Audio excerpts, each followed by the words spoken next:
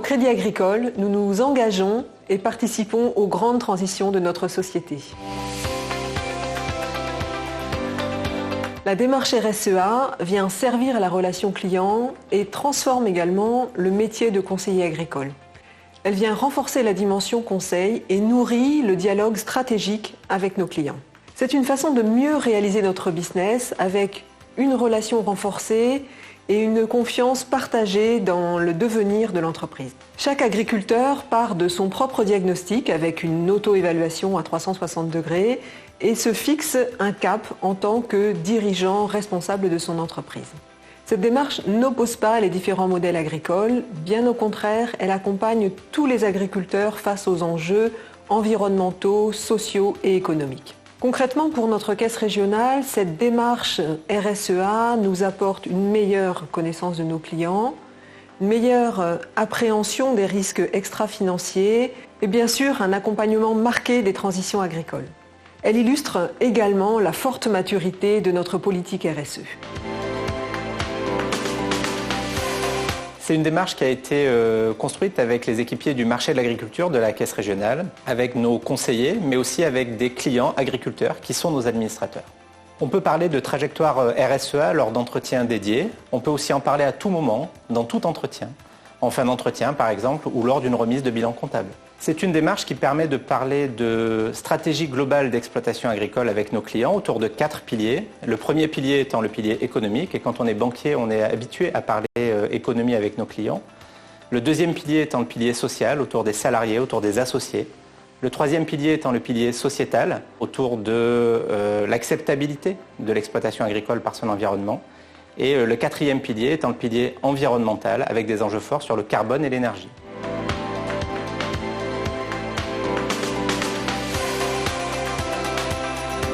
La démarche Trajectoire RSEA, qui a été conçue en Côte d'Armor et qui est aujourd'hui étendue au niveau national, comporte 3 volets. Un premier volet qui est un diagnostic qui peut être fait chez le client ou sur le site internet Trajectoire RSEA. Le deuxième volet étant les solutions concrètes que le Crédit Agricole peut apporter autour de l'épargne salariale pour fidéliser les salariés ou autour de l'énergie par exemple avec notre coopération sur les transitions énergétiques. Et puis le troisième volet étant tout ce que le Crédit Agricole ne peut pas faire et qui nous oblige à réaliser des partenariats avec l'écosystème de notre client, ses coopératives, ses centres de gestion par exemple. Plusieurs outils sont à la disposition de nos conseillers. Ce sont bien sûr des formations pour mieux parler de RSE, ce sont des scripts d'entretien, ce sont des mémos qui permettent d'interagir avec les clients. C'est bien sûr le site internet Trajectoire RSEA et c'est enfin une cartographie des partenaires avec lesquels on peut échanger sur les projets de nos clients. 2 pilotes ont été réalisés à la Caisse régionale. Un premier pilote avec le secteur de l'emballe qui nous a permis de tester 2 niveaux de maturité pour les clients et puis de tester concrètement les guides d'entretien en situation. Le déploiement de la démarche Trajectoire RSEA est prévu à partir de mars 2022 à tous les secteurs. Il s'appuiera aussi sur une formation et puis sur des ateliers réalisés spécifiquement sur les thématiques du climat et de l'énergie. Un deuxième pilote a été réalisé au pôle d'affaires et il nous permet aujourd'hui de vérifier l'intérêt de ce type de démarche pour nos clients.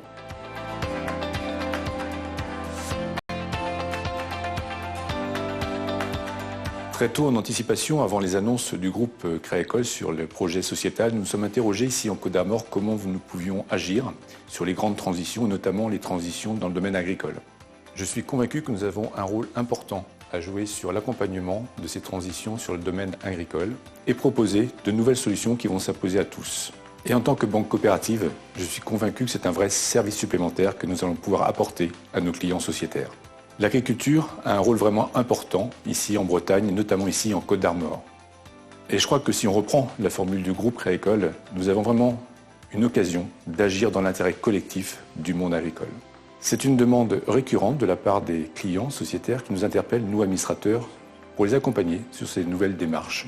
Nous sommes légitimes dans cette démarche, reconnus comme organisation professionnelle agricole, comme acteurs bancaires sur le département. Je crois que là, nous sommes parfaitement dans la création de liens autour de tout l'écosystème agricole breton et costarmoricain. Nous souhaitons réellement nous engager sur cette démarche innovante.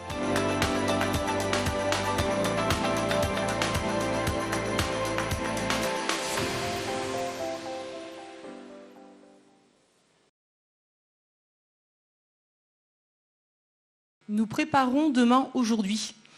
Et pourquoi pas dès ce soir?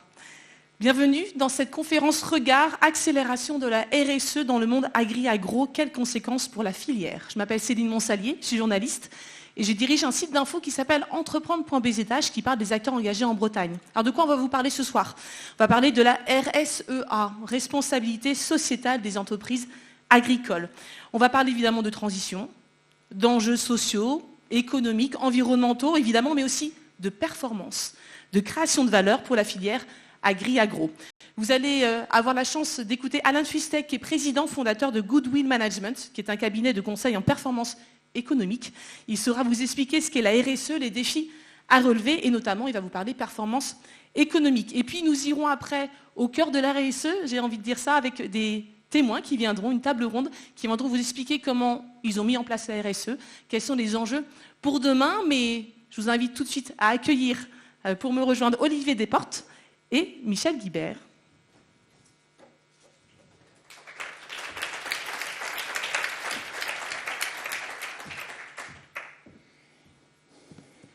Bienvenue et bonsoir. Bonsoir. Olivier Desportes, vous êtes président du Crédit Agricole des Côtes-d'Armor. On l'a vu dans la vidéo, vous avez utilisé une expression « agir dans l'intérêt collectif du monde agricole ». Alors déjà, le collectif, c'est d'être ensemble ici ce soir, donc je vais vous souhaiter dans un premier temps la bienvenue, et puis ça fait plaisir de voir cette salle pratiquement remplie une nouvelle fois, après ce contexte sanitaire compliqué qui a perturbé nos cycles de conférences. Effectivement, nous avons choisi ce soir un thème en lien avec une des activités principales sur le département, qui est l'agriculture, avec son rôle qu'elle peut jouer, qu'elle doit jouer, qu'elle pourra jouer dans la RSE. Comme partenaire majeur sur ce domaine d'activité, nous sommes reconnus sur l'accompagnement bancaire, assurance, dans sa globalité, avec une satisfaction d'ailleurs d'installer 2 jeunes sur 3 dans le département. Nous sommes dans un contexte de renouvellement en accélération, et c'est un sujet majeur sur le département, en Bretagne, de conserver notre production française de qualité. Mais tout ceci nous engage sur la responsabilité du devenir de l'agriculture en Bretagne, et notamment ici en Côtes-d'Armor. Et comme je dis tout à l'heure dans la vidéo, en fait, je suis convaincu que nous avons un rôle important à jouer sur l'accompagnement global du monde agricole, sur ces nouvelles orientations qui vont s'imposer à tous. Des attentes sociétales qui évoluent, des changements climatiques qui ne sont plus à vérifier, qui se vérifient chaque jour, une énergie plus rare, plus chère, qu'il va falloir économiser. Je crois que l'agriculture doit participer aux différentes transitions, sachant que je suis convaincu également qu'elle fait partie des solutions. L'agriculture, dans toute sa diversité, participe naturellement à la protection de l'environnement, à la conservation de la biodiversité, car c'est l'intérêt aussi des agriculteurs. Les agriculteurs ont une faculté d'adaptation incroyable, et d'ailleurs souvent mis à rude épreuve, notamment en ce moment avec le prix des matières premières en hausse. Et je pense que collectivement, voilà, je reprends le mot collectif, nous avons un rôle d'accompagnement de ce mouvement qui va forcément s'imposer, des transitions qui est nécessaire pour l'avenir de l'agriculture. Ça peut être source d'attractivité pour les jeunes demain sur ce métier, ça peut être source de revenus supplémentaires, avec derrière un enjeu également de souveraineté alimentaire, élément crucial à mon avis en ce moment. Ça peut être source aussi d'une meilleure communication entre les producteurs et entre les consommateurs. Voilà, en tout cas, c'est une fierté pour moi d'aborder ce thème ce soir. Je crois que c'est un thème de responsabilité sociétale sur ce sujet plus particulier de l'agriculture, et de pouvoir en tout cas vous apporter un éclairage, peut-être de répondre à quelques questions également. Donc c'est une fierté en tout cas d'être acteur avec le Crédit Agricole des Côtes-d'Armor dans l'intérêt de l'agriculture et de la société globalement. Donc je crois que cette conférence va y contribuer, je suis très très content. Merci beaucoup Monsieur Desportes. Michel Guibert. Merci Céline, bonsoir à tous. Merci pour votre présence. Je crois qu'on a tous un peu en tête aussi le contexte particulièrement anxiogène du moment. Et face à ce type de situation, finalement, on peut soit se replier dans la peur et dans l'attente, ou bien on peut faire front et décider de continuer à préparer l'avenir avec encore plus de détermination que jamais. Les enjeux sont énormes, Olivier les a rappelés à l'instant, on va avoir l'occasion d'en parler encore tout à l'heure, tant au niveau de l'environnement qu'au niveau humain, qu'au niveau de l'inclusion. Donc, je crois que pour l'agriculture en particulier, Olivier l'a rappelé aussi, il y a vraiment des enjeux très importants pour nous tous et pour notre département. Donc, merci vraiment d'être là. Merci pour l'intérêt que vous portez à ce sujet, parce que aucun d'entre nous, tout seul, ne peut réussir face à ces énormes défis. Ce qui est important, c'est que, en partageant nos connaissances, nos projets, en élaborant ensemble les solutions pour l'avenir, nous allons y arriver. Donc merci aux intervenants de ce soir qui vont justement nous éclairer, partager leurs expériences. Je vais laisser Céline les présenter et je compte sur vous aussi tout à l'heure pour poser toutes vos questions et apporter vos témoignages également à l'issue de la conférence. Merci de votre attention. Merci beaucoup Olivier Desportes et Michel Guibert pour ces quelques mots d'introduction. Oui, évidemment, il y aura un temps d'échange et ça c'est très important puisqu'après la table ronde, Arnaud Lécuyer, vice-président à l'agriculture de la région Bretagne, viendra conclure cette conférence et surtout on viendra vous donner la parole. Donc des micros circuleront dans la salle et c'est vraiment là vous aurez possibilité de poser vos questions évidemment à monsieur Desportes et madame Guibert, évidemment à monsieur Lécuyer et évidemment aussi à nos intervenants. Tout de suite, je vous demande d'accueillir Alan Fustek qui va venir vous expliquer ce qu'est la RSE et les enjeux de demain. Donc Alan Fustek est président fondateur de Goodwill Management, cabinet de conseil en performance économique, également président de l'agence Lucie qui délivre les labels Lucie 26 000, c'est le premier label français de responsabilité sociétale des entreprises et également qui a créé Carlotech. Vous nous en parlerez tout à l'heure, monsieur Fustek. C'est à vous. Très bien. Alors, il faut que j'arrête ce truc. Exactement. Attendez, je peux même vous le faire si vous voulez. C'est bon ? C'est parfait. C'est bon ? Vous m'entendez ? Parfaitement. Très bien. Bien, bonsoir à toutes et à tous. Très heureux d'être avec vous ce soir. Donc en fait, on m'a demandé effectivement de vous parler un petit peu de cette fameuse RSEA, qui est la déclinaison pour le monde agricole de la RSE, responsabilité sociétale des entreprises. Et en fait, en ce moment, c'est un sujet sur lequel on observe une très forte accélération qui, bien sûr, a des conséquences pour tous les acteurs de la filière. Donc, je vais vous parler un petit peu de tout ça. Rapidement, une introduction. Ensuite, je vais bien vous définir ce que c'est que la RSE. On verra d'où ça sort, ce truc, où on en est aujourd'hui. Qu'est-ce qu'on met dans une stratégie RSE? Et puis, on le disait en introduction, je vais également vous parler un petit peu de la relation très intéressante entre, d'un côté, la responsabilité sociétale de l'entreprise et puis de l'autre côté, la performance des organisations. Et donc, vers 23h, comme prévu, j'aurai fini. Voilà. Un petit peu avant 23h, on avait dit. 22h30. Il n'en est pas question. Très bien. Donc, une demi-heure. Chrono, 20h. Promis juré. Voilà. Alors, premièrement, donc, introduction. Pourquoi faut-il qu'on parle de RSE? C'est très important d'en parler. C'est urgentissime. La transition écologique n'a pas commencé. Alors, je vais vous donner quelques petites informations pour vous en apporter tout de suite la preuve. Il y a un indicateur qui est assez représentatif de cette situation, la transition écologique n'a pas commencé, qu'on appelle le jour du dépassement. C'est un indicateur qui est fabriqué par une ONG canadienne qui s'appelle Ecological Footprint Network. Et en fait, le jour du dépassement, c'est le jour de l'année où on a consommé toutes les ressources que la planète peut nous offrir pour un an. Alors, ce que vous voyez sur le schéma qui est ici, c'est que dans les années 1970, on avait consommé toutes les ressources que la planète peut nous offrir pour un an au 31 décembre de l'année. Donc jusque-là, ça va. Aujourd'hui, le jour du dépassement tombe au niveau mondial à la fin du mois de juillet. Et ce que vous voyez, c'est que hors crise sanitaire, vous voyez la crise sanitaire a eu un effet bénéfique, s'il faut en trouver un sur ce sujet, mais hors crise sanitaire, on a tendance à perdre des jours tous les ans. Et puis pour ce qui concerne la France, eh ben, le jour du dépassement, il intervient à peu près au milieu du mois de mai.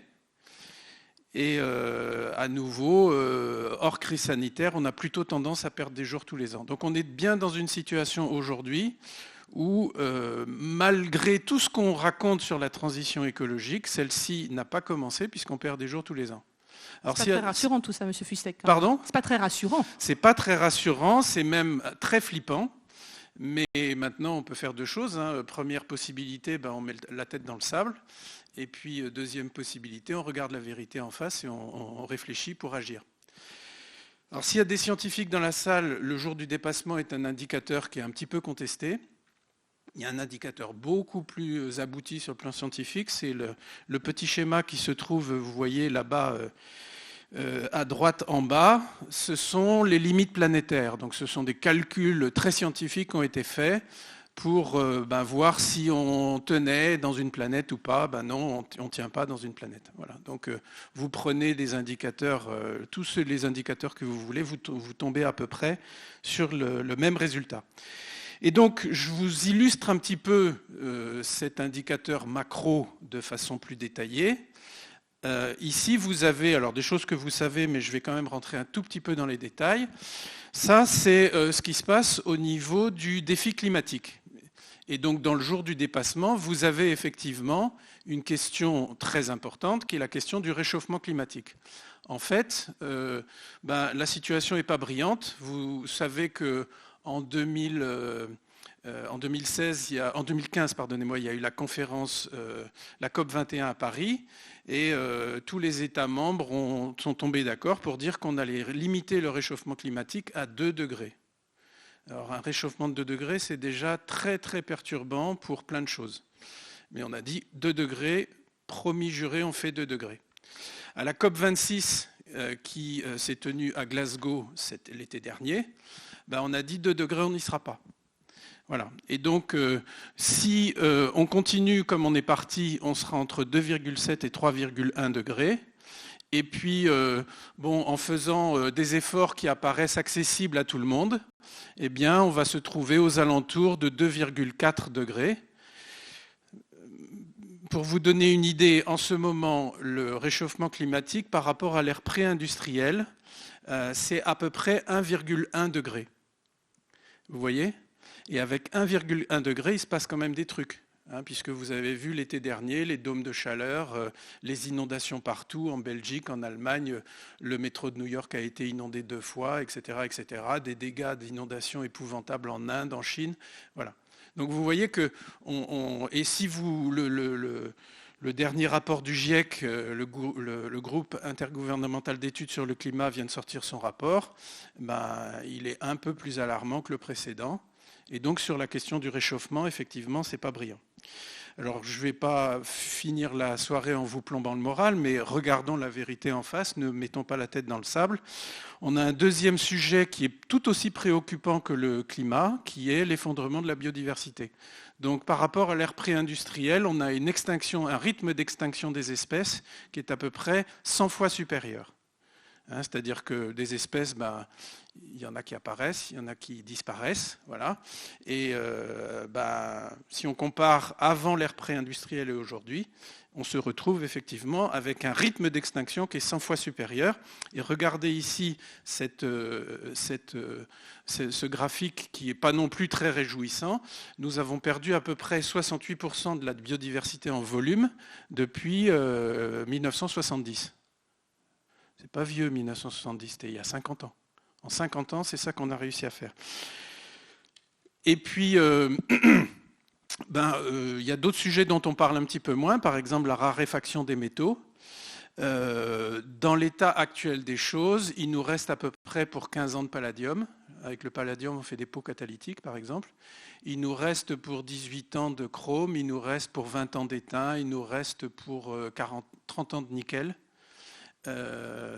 Et on consomme toutes ces ressources à la vitesse de la lumière. Dans un smartphone d'aujourd'hui, vous avez à peu près 30 éléments ou même 40 éléments du tableau de Mendeleïev. Et certains sont des ressources assez rares. Et vous savez que la durée moyenne d'usage d'un smartphone, c'est 2 ans. Donc on utilise le truc 2 ans, on le balance, on en achète un nouveau et on épuise toutes ces ressources à très grande vitesse.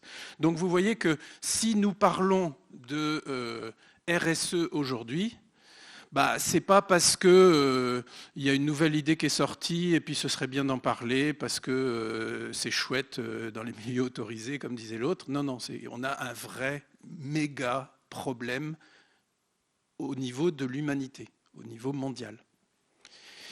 Alors, donc maintenant je vous donne la définition de la RSE. En fait, la RSE, qu'est-ce que c'est ? C'est la déclinaison pour le monde des acteurs économiques, c'est-à-dire pour le monde des entreprises, pour le monde des associations, des collectivités territoriales, des personnes morales en général. La RSE, c'est la déclinaison de ce que l'on appelle le développement durable. Donc, petit rappel, le développement durable, vous avez la définition du développement durable ici, vous voyez, qui date de 1987. Un développement qui répond aux besoins du présent, sans compromettre la capacité des générations futures à répondre à leurs besoins. Et ça se décline en 3 grands piliers, tout le monde sait ça je pense, un pilier économique, un pilier social, un pilier environnemental. Quand on décline ça à l'échelle d'une entreprise, qu'est-ce que ça nous donne ?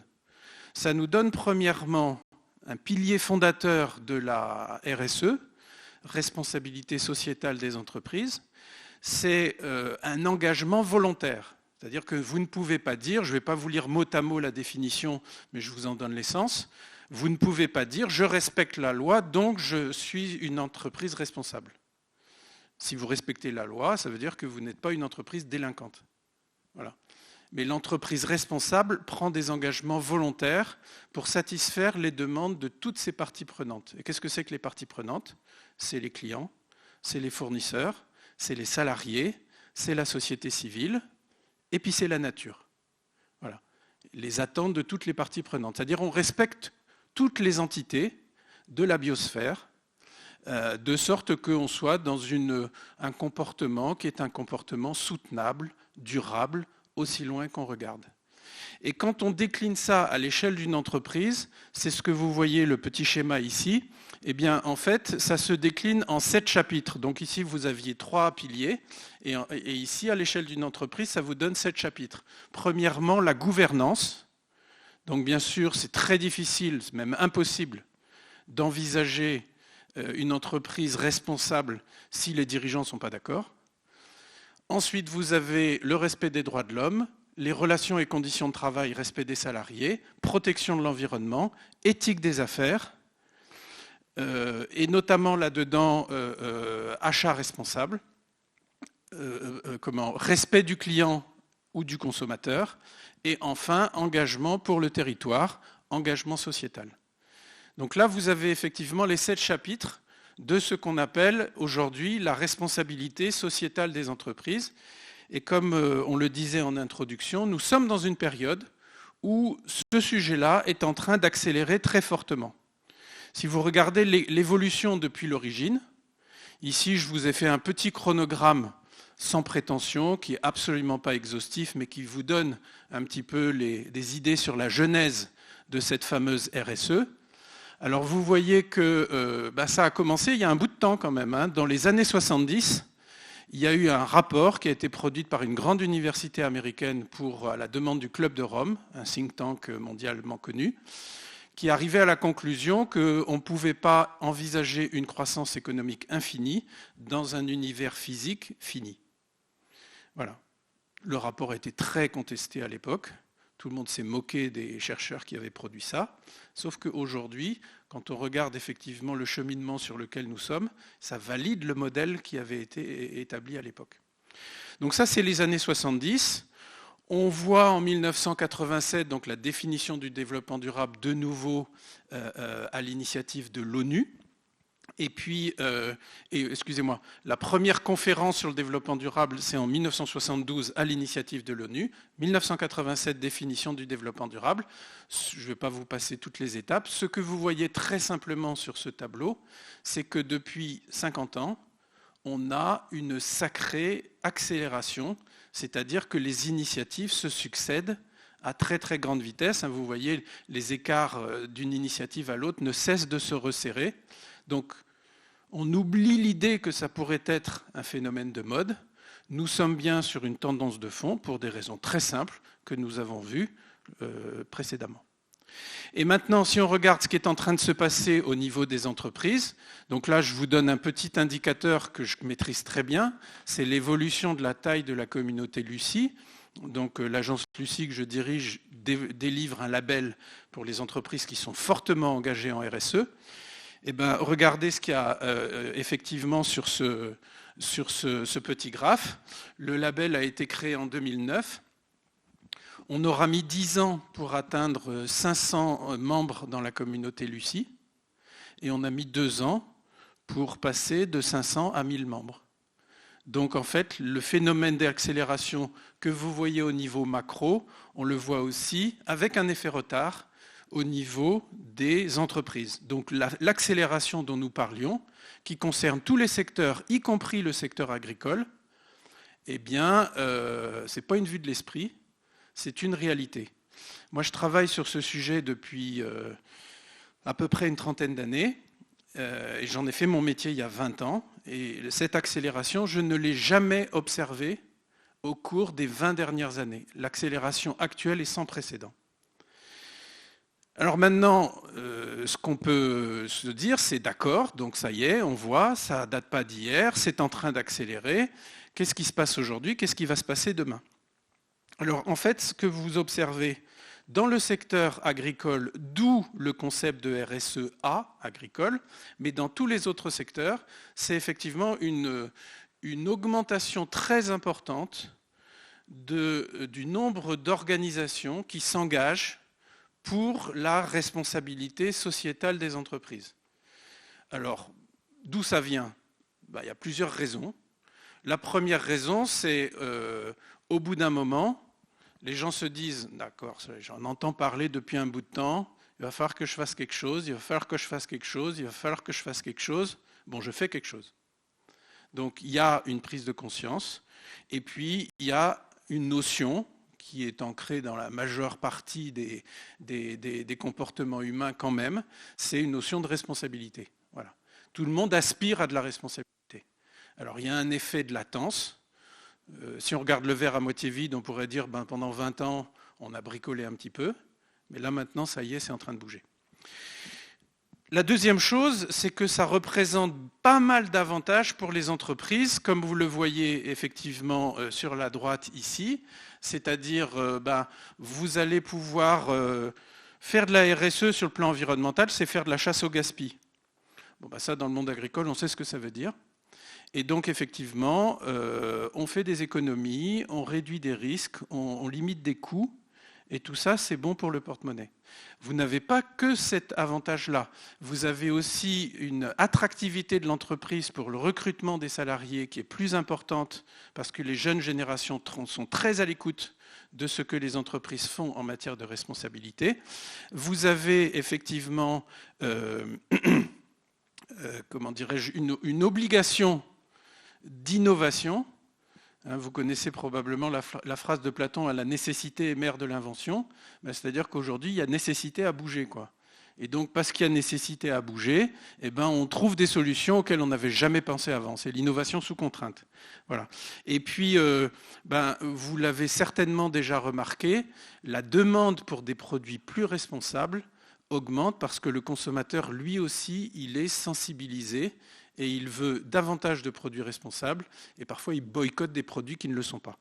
Donc en fait, vous avez toute une série d'éléments et puis aujourd'hui, vous avez aussi une difficulté croissante pour les entreprises d'accéder à des financements si effectivement elles restent complètement à l'écart. Alors tout simplement parce que la pression des pouvoirs publics, sur les banques par exemple, en matière de fléchage de financement vert, elle est très très forte. Voilà, mais c'est vrai aussi pour les assureurs.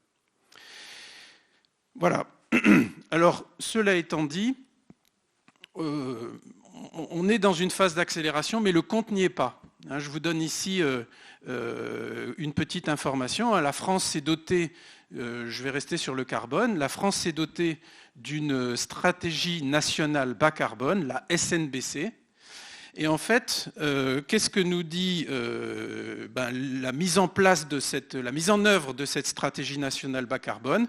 Elle nous dit que pour l'instant, on n'est pas au rendez-vous. C'est-à-dire qu'on s'est fixé des objectifs tous les ans de réduire les émissions de gaz à effet de serre par rapport à l'année précédente.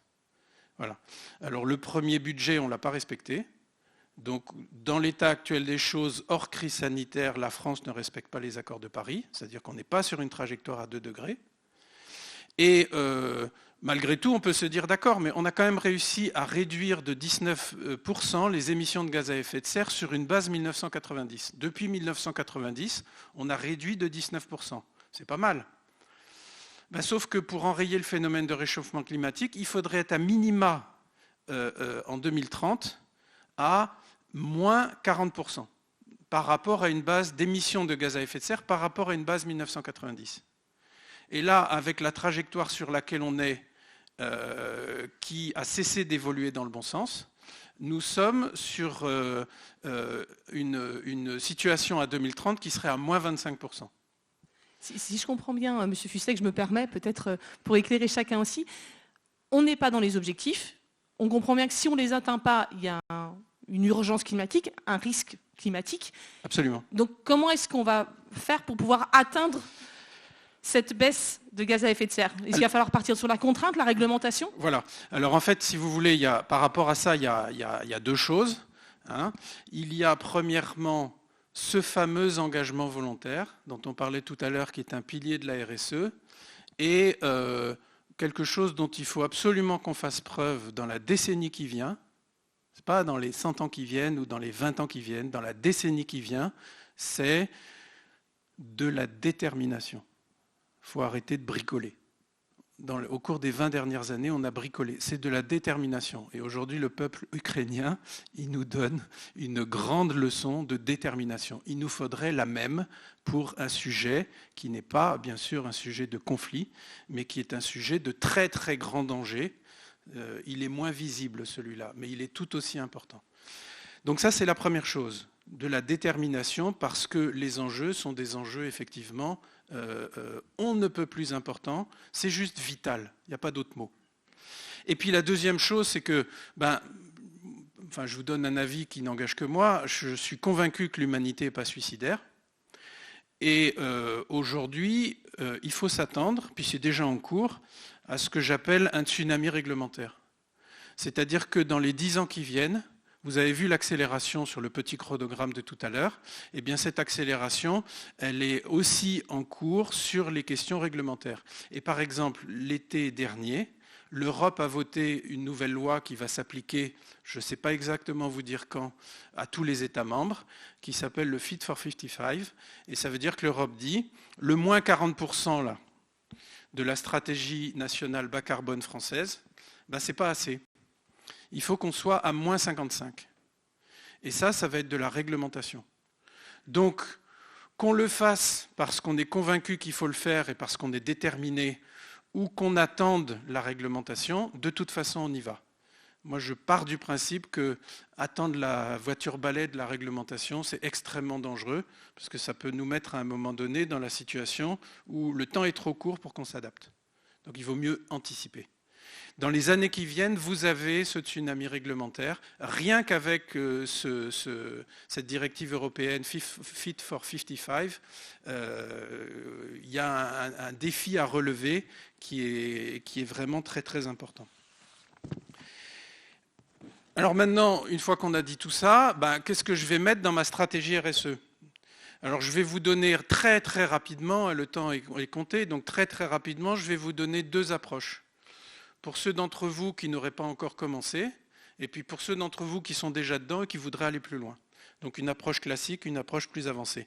L'approche classique, en définitive, c'est relativement simple.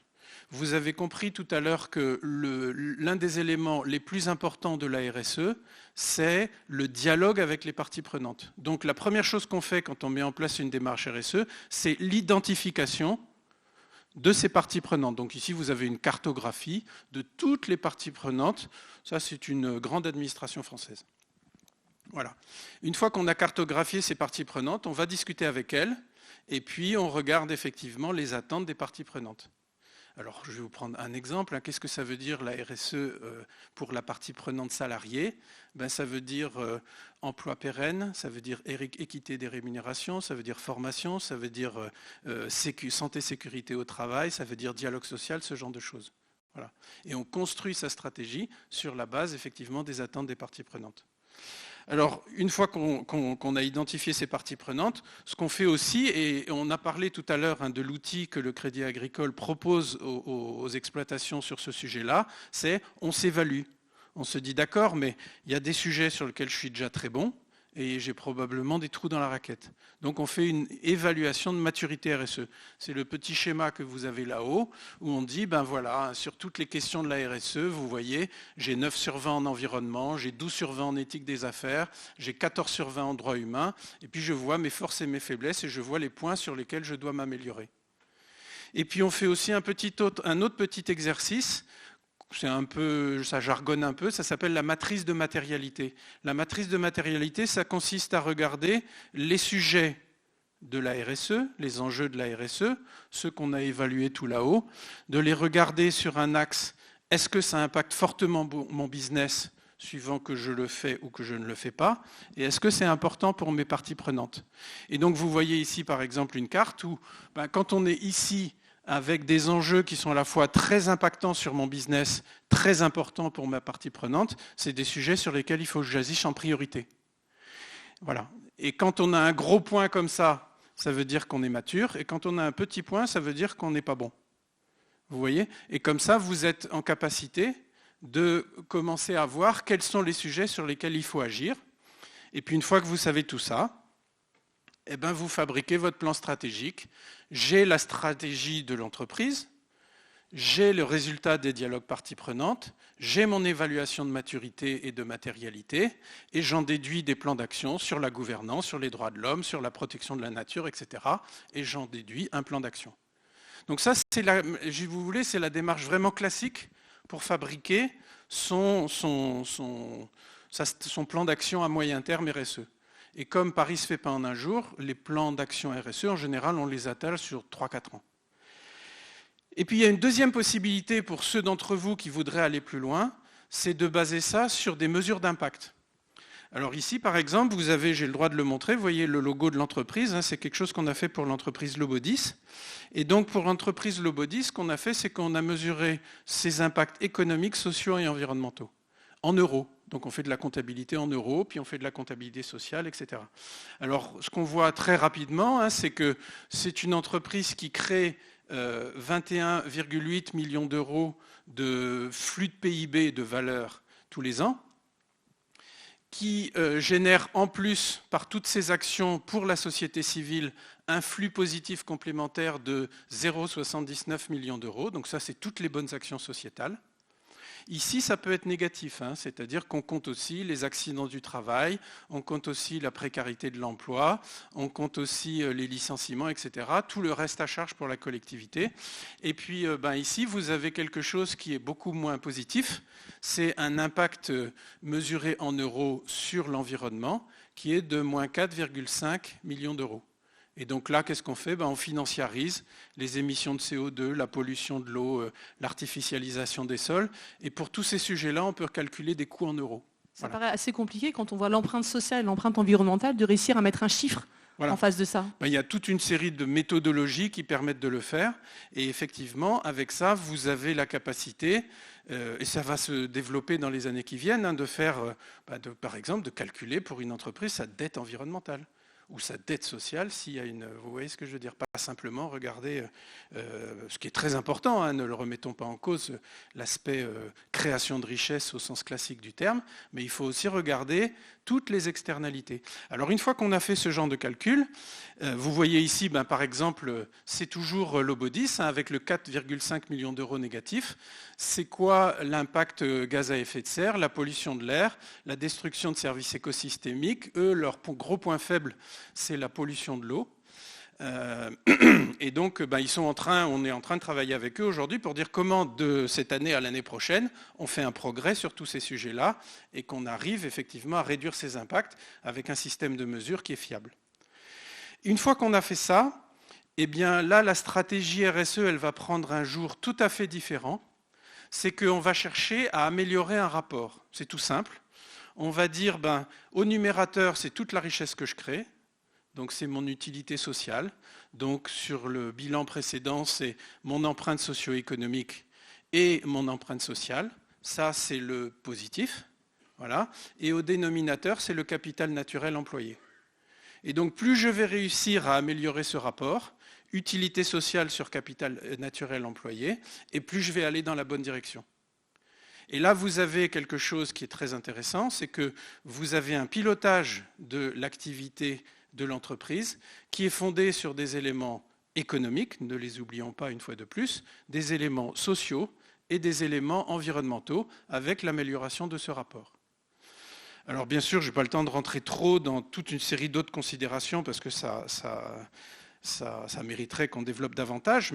Et l'objectif de la manœuvre, c'est qu'à la fin de la journée, quand on a fabriqué vraiment une politique environnementale qui est aboutie sur ce sujet-là, c'est que le capital naturel employé, il vous permette de fonctionner avec une empreinte écologique de une planète et non pas de 3 planètes comme c'est la moyenne des entreprises françaises aujourd'hui. C'est-à-dire qu'on rentre dans les limites planétaires. C'est tout à fait possible, mais encore une fois, il faut de la détermination. L'heure n'est plus qu'aux éco-gestes, si vous voulez, c'est-à-dire j'éteins la lumière quand je sors de la pièce. Et il faut envisager les choses de manière beaucoup plus radicale, mais c'est tout à fait possible. Voilà. Et dans ce cadre-là, il y a quelque chose qui nous est apparu très important, et là je suis content de le dire devant cette assemblée, parce que c'est quelque chose sur lequel les agriculteurs sont champions, c'est de ne pas tout baser sur les nouvelles technologies. Le tout technologique, ça ne marche pas. On a tendance à rajouter de la complexité partout, et ça c'est très dangereux, parce qu'on s'imagine parfois avec des green tech, qu'on va régler les problèmes, mais en réalité, on épuise des ressources d'un côté pour améliorer d'autres indicateurs de l'autre côté. C'est-à-dire, par exemple, je ne sais pas, moi, dans certaines green tech d'aujourd'hui, vous avez des métaux rares dont on ne va plus disposer dans quelques années. Donc il vaut mieux miser sur les low-tech. Alors, pas nécessairement les basses technologies, pas nécessairement miser sur les low-tech pour dire la technologie c'est mal, c'est pas ça le propos, mais c'est pour effectivement avoir un discernement dans l'utilisation des technologies, des high-tech et de la complexité. Je vous raconte une histoire qui est rigolote, c'est qu'en ce moment vous avez des couches culottes qui sonnent, qui font sonner le téléphone des parents quand elles sont pleines. Est-ce qu'on a vraiment besoin de ça ? Parce que la solution low-tech, c'est quand même l'odeur, quoi. Vous voyez ? Ça marche bien aussi, Voilà. Et on épuise des ressources naturelles pour ce genre de conneries. Philips a sorti un fer à repasser il y a quelques mois, avec une caméra, un processeur embarqué. Il détecte tout seul le type de tissu et il adapte la température du fer et l'humidité du fer. Est-ce qu'on a vraiment besoin de ça pour être heureux ? C'est n'importe quoi. Mais on épuise des ressources naturelles, et puis maintenant on a la 5G, puis après-demain on a la 6G, puis après la 7G, et quand est-ce qu'on s'arrête ? Est-ce qu'on a besoin de tout ça ? Mais on épuise toutes les ressources avec ce genre de conneries. Voyez ? Donc la basse technologie, alors nous on dit, on n'est pas des Amish, donc bien sûr c'est pas que des low-tech, on ne retourne pas à la caverne, ça n'importe quoi, c'est pas le but de la manœuvre, voilà. Mais, et ça les agriculteurs le font remarquablement, faire beaucoup avec peu. Le système D, MacGyver, voilà, les agriculteurs sont des MacGyver, voilà, donc approche low-tech, et puis avec discernement des hautes technologies. Donc n'entendez pas dans mon propos le fait que je serais contre, j'ai dirigé une boîte d'informatique pendant 20 ans, donc que je serais contre les nouvelles techno, mais pas du tout.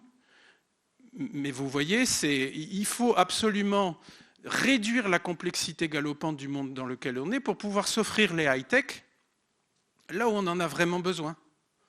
Et ça, effectivement, ça nous permet d'avoir des empreintes écologiques de nos entreprises qui rentrent dans les limites planétaires. Et des low-tech, vous en avez plein. Vous voyez le vélo cargo. Ici, c'est une école qui est faite avec des murs en paille. Là, vous avez une batterie à l'eau de mer. Ici, vous avez un petit miroir qui renvoie de la lumière dans une pièce. mal éclairé plutôt que d'avoir un éclairage électrique d'appoint, etc., etc. Vous voyez ? Voilà. Et donc tout ça, ça se met en place dans le cadre d'une démarche RSE si on a vraiment la détermination dont je parlais. Voilà. J'ai presque fini, j'espère que je ne suis pas trop long, un petit peu quand même. Oui, il faut y aller, monsieur Fustek, on avance. Très bien, très bien. Voilà. Voilà, détruisez pas le matériel par contre. Alors en fait, il y a une idée reçue, c'est que tout ça, ça coûte. C'est pas vrai en fait, ça rapporte. Voilà. Dans le domaine de la RSE, les coûts sont visibles et les bénéfices sont cachés. Et donc ce qu'on voit, c'est les coûts. Voilà. Si vous demandez à un chef d'entreprise qu'est-ce que ça coûte et qu'est-ce que ça rapporte la sécurité au travail, il va vous dire tout ce que ça coûte. Mais il ne verra pas le bénéfice des accidents du travail évités. Ici, vous avez le bilan économique de la démarche RSE d'une entreprise, il se trouve que c'est une banque, et vous voyez que ça rapporte plus que ça coûte. Donc on sait faire ce genre de calcul. Et là, vous allez me dire, d'accord, mais un exemple, ce n'est pas une démonstration. D'accord. Donc il y a France Stratégie qui a fait le même calcul sur des milliers d'entreprises et qui arrive à la conclusion que les entreprises qui sont fortement engagées en RSE sont en moyenne 13% plus rentables que les autres. Donc que vous le preniez par le petit bout de la lorgnette ou avec une approche beaucoup plus macro, vous obtenez le même résultat. Donc apprendre à faire beaucoup avec peu, tirer meilleure partie de tout ce qu'on a, c'est faire des économies. Et si on fait des économies, on est plus riche. Voilà, j'espère que je n'ai quand même pas été trop long. Et donc la petite conclusion, c'est que je suis content si j'ai réussi à vous faire partager mon enthousiasme pour le sujet. C'est un sujet passionnant. Voilà. Comment dirais-je, tiens, je ne sais pas ce que j'ai écrit là, le mouvement. Le mouvement est fort et il s'accélère beaucoup en ce moment, ça vous l'avez compris. Donc tous ceux qui n'y sont pas encore, allez-y, hein. C'est tout de suite ou maintenant. Et puis là, vous avez plein de structures en Bretagne qui ont des très très belles choses à vous montrer. Et donc j'en ai encore pour 1 heure à vous raconter des trucs. Mais c'est pas possible, monsieur Fustek. Voilà. Merci beaucoup. Donc justement, on va aller voir de manière très concrète comment est-ce qu'on peut mettre en place la RSE. Merci beaucoup, monsieur Fustek. Effectivement, vous pouvez vous asseoir. Je vous le disais tout à l'heure, on va pouvoir maintenant, je dirais, rentrer encore plus dans le vif du sujet avec des témoignages, des personnes qui vont me rejoindre sur scène. J'appelle Bruno Hamon à venir me rejoindre, s'il vous plaît. Gwenaëlle Lelay, Sylvie Leclerc-Ropers et Béatrice Perrault, s'il vous plaît. Merci de les applaudir. Installez-vous, vous avez des micros, je vais me permettre de vous les donner.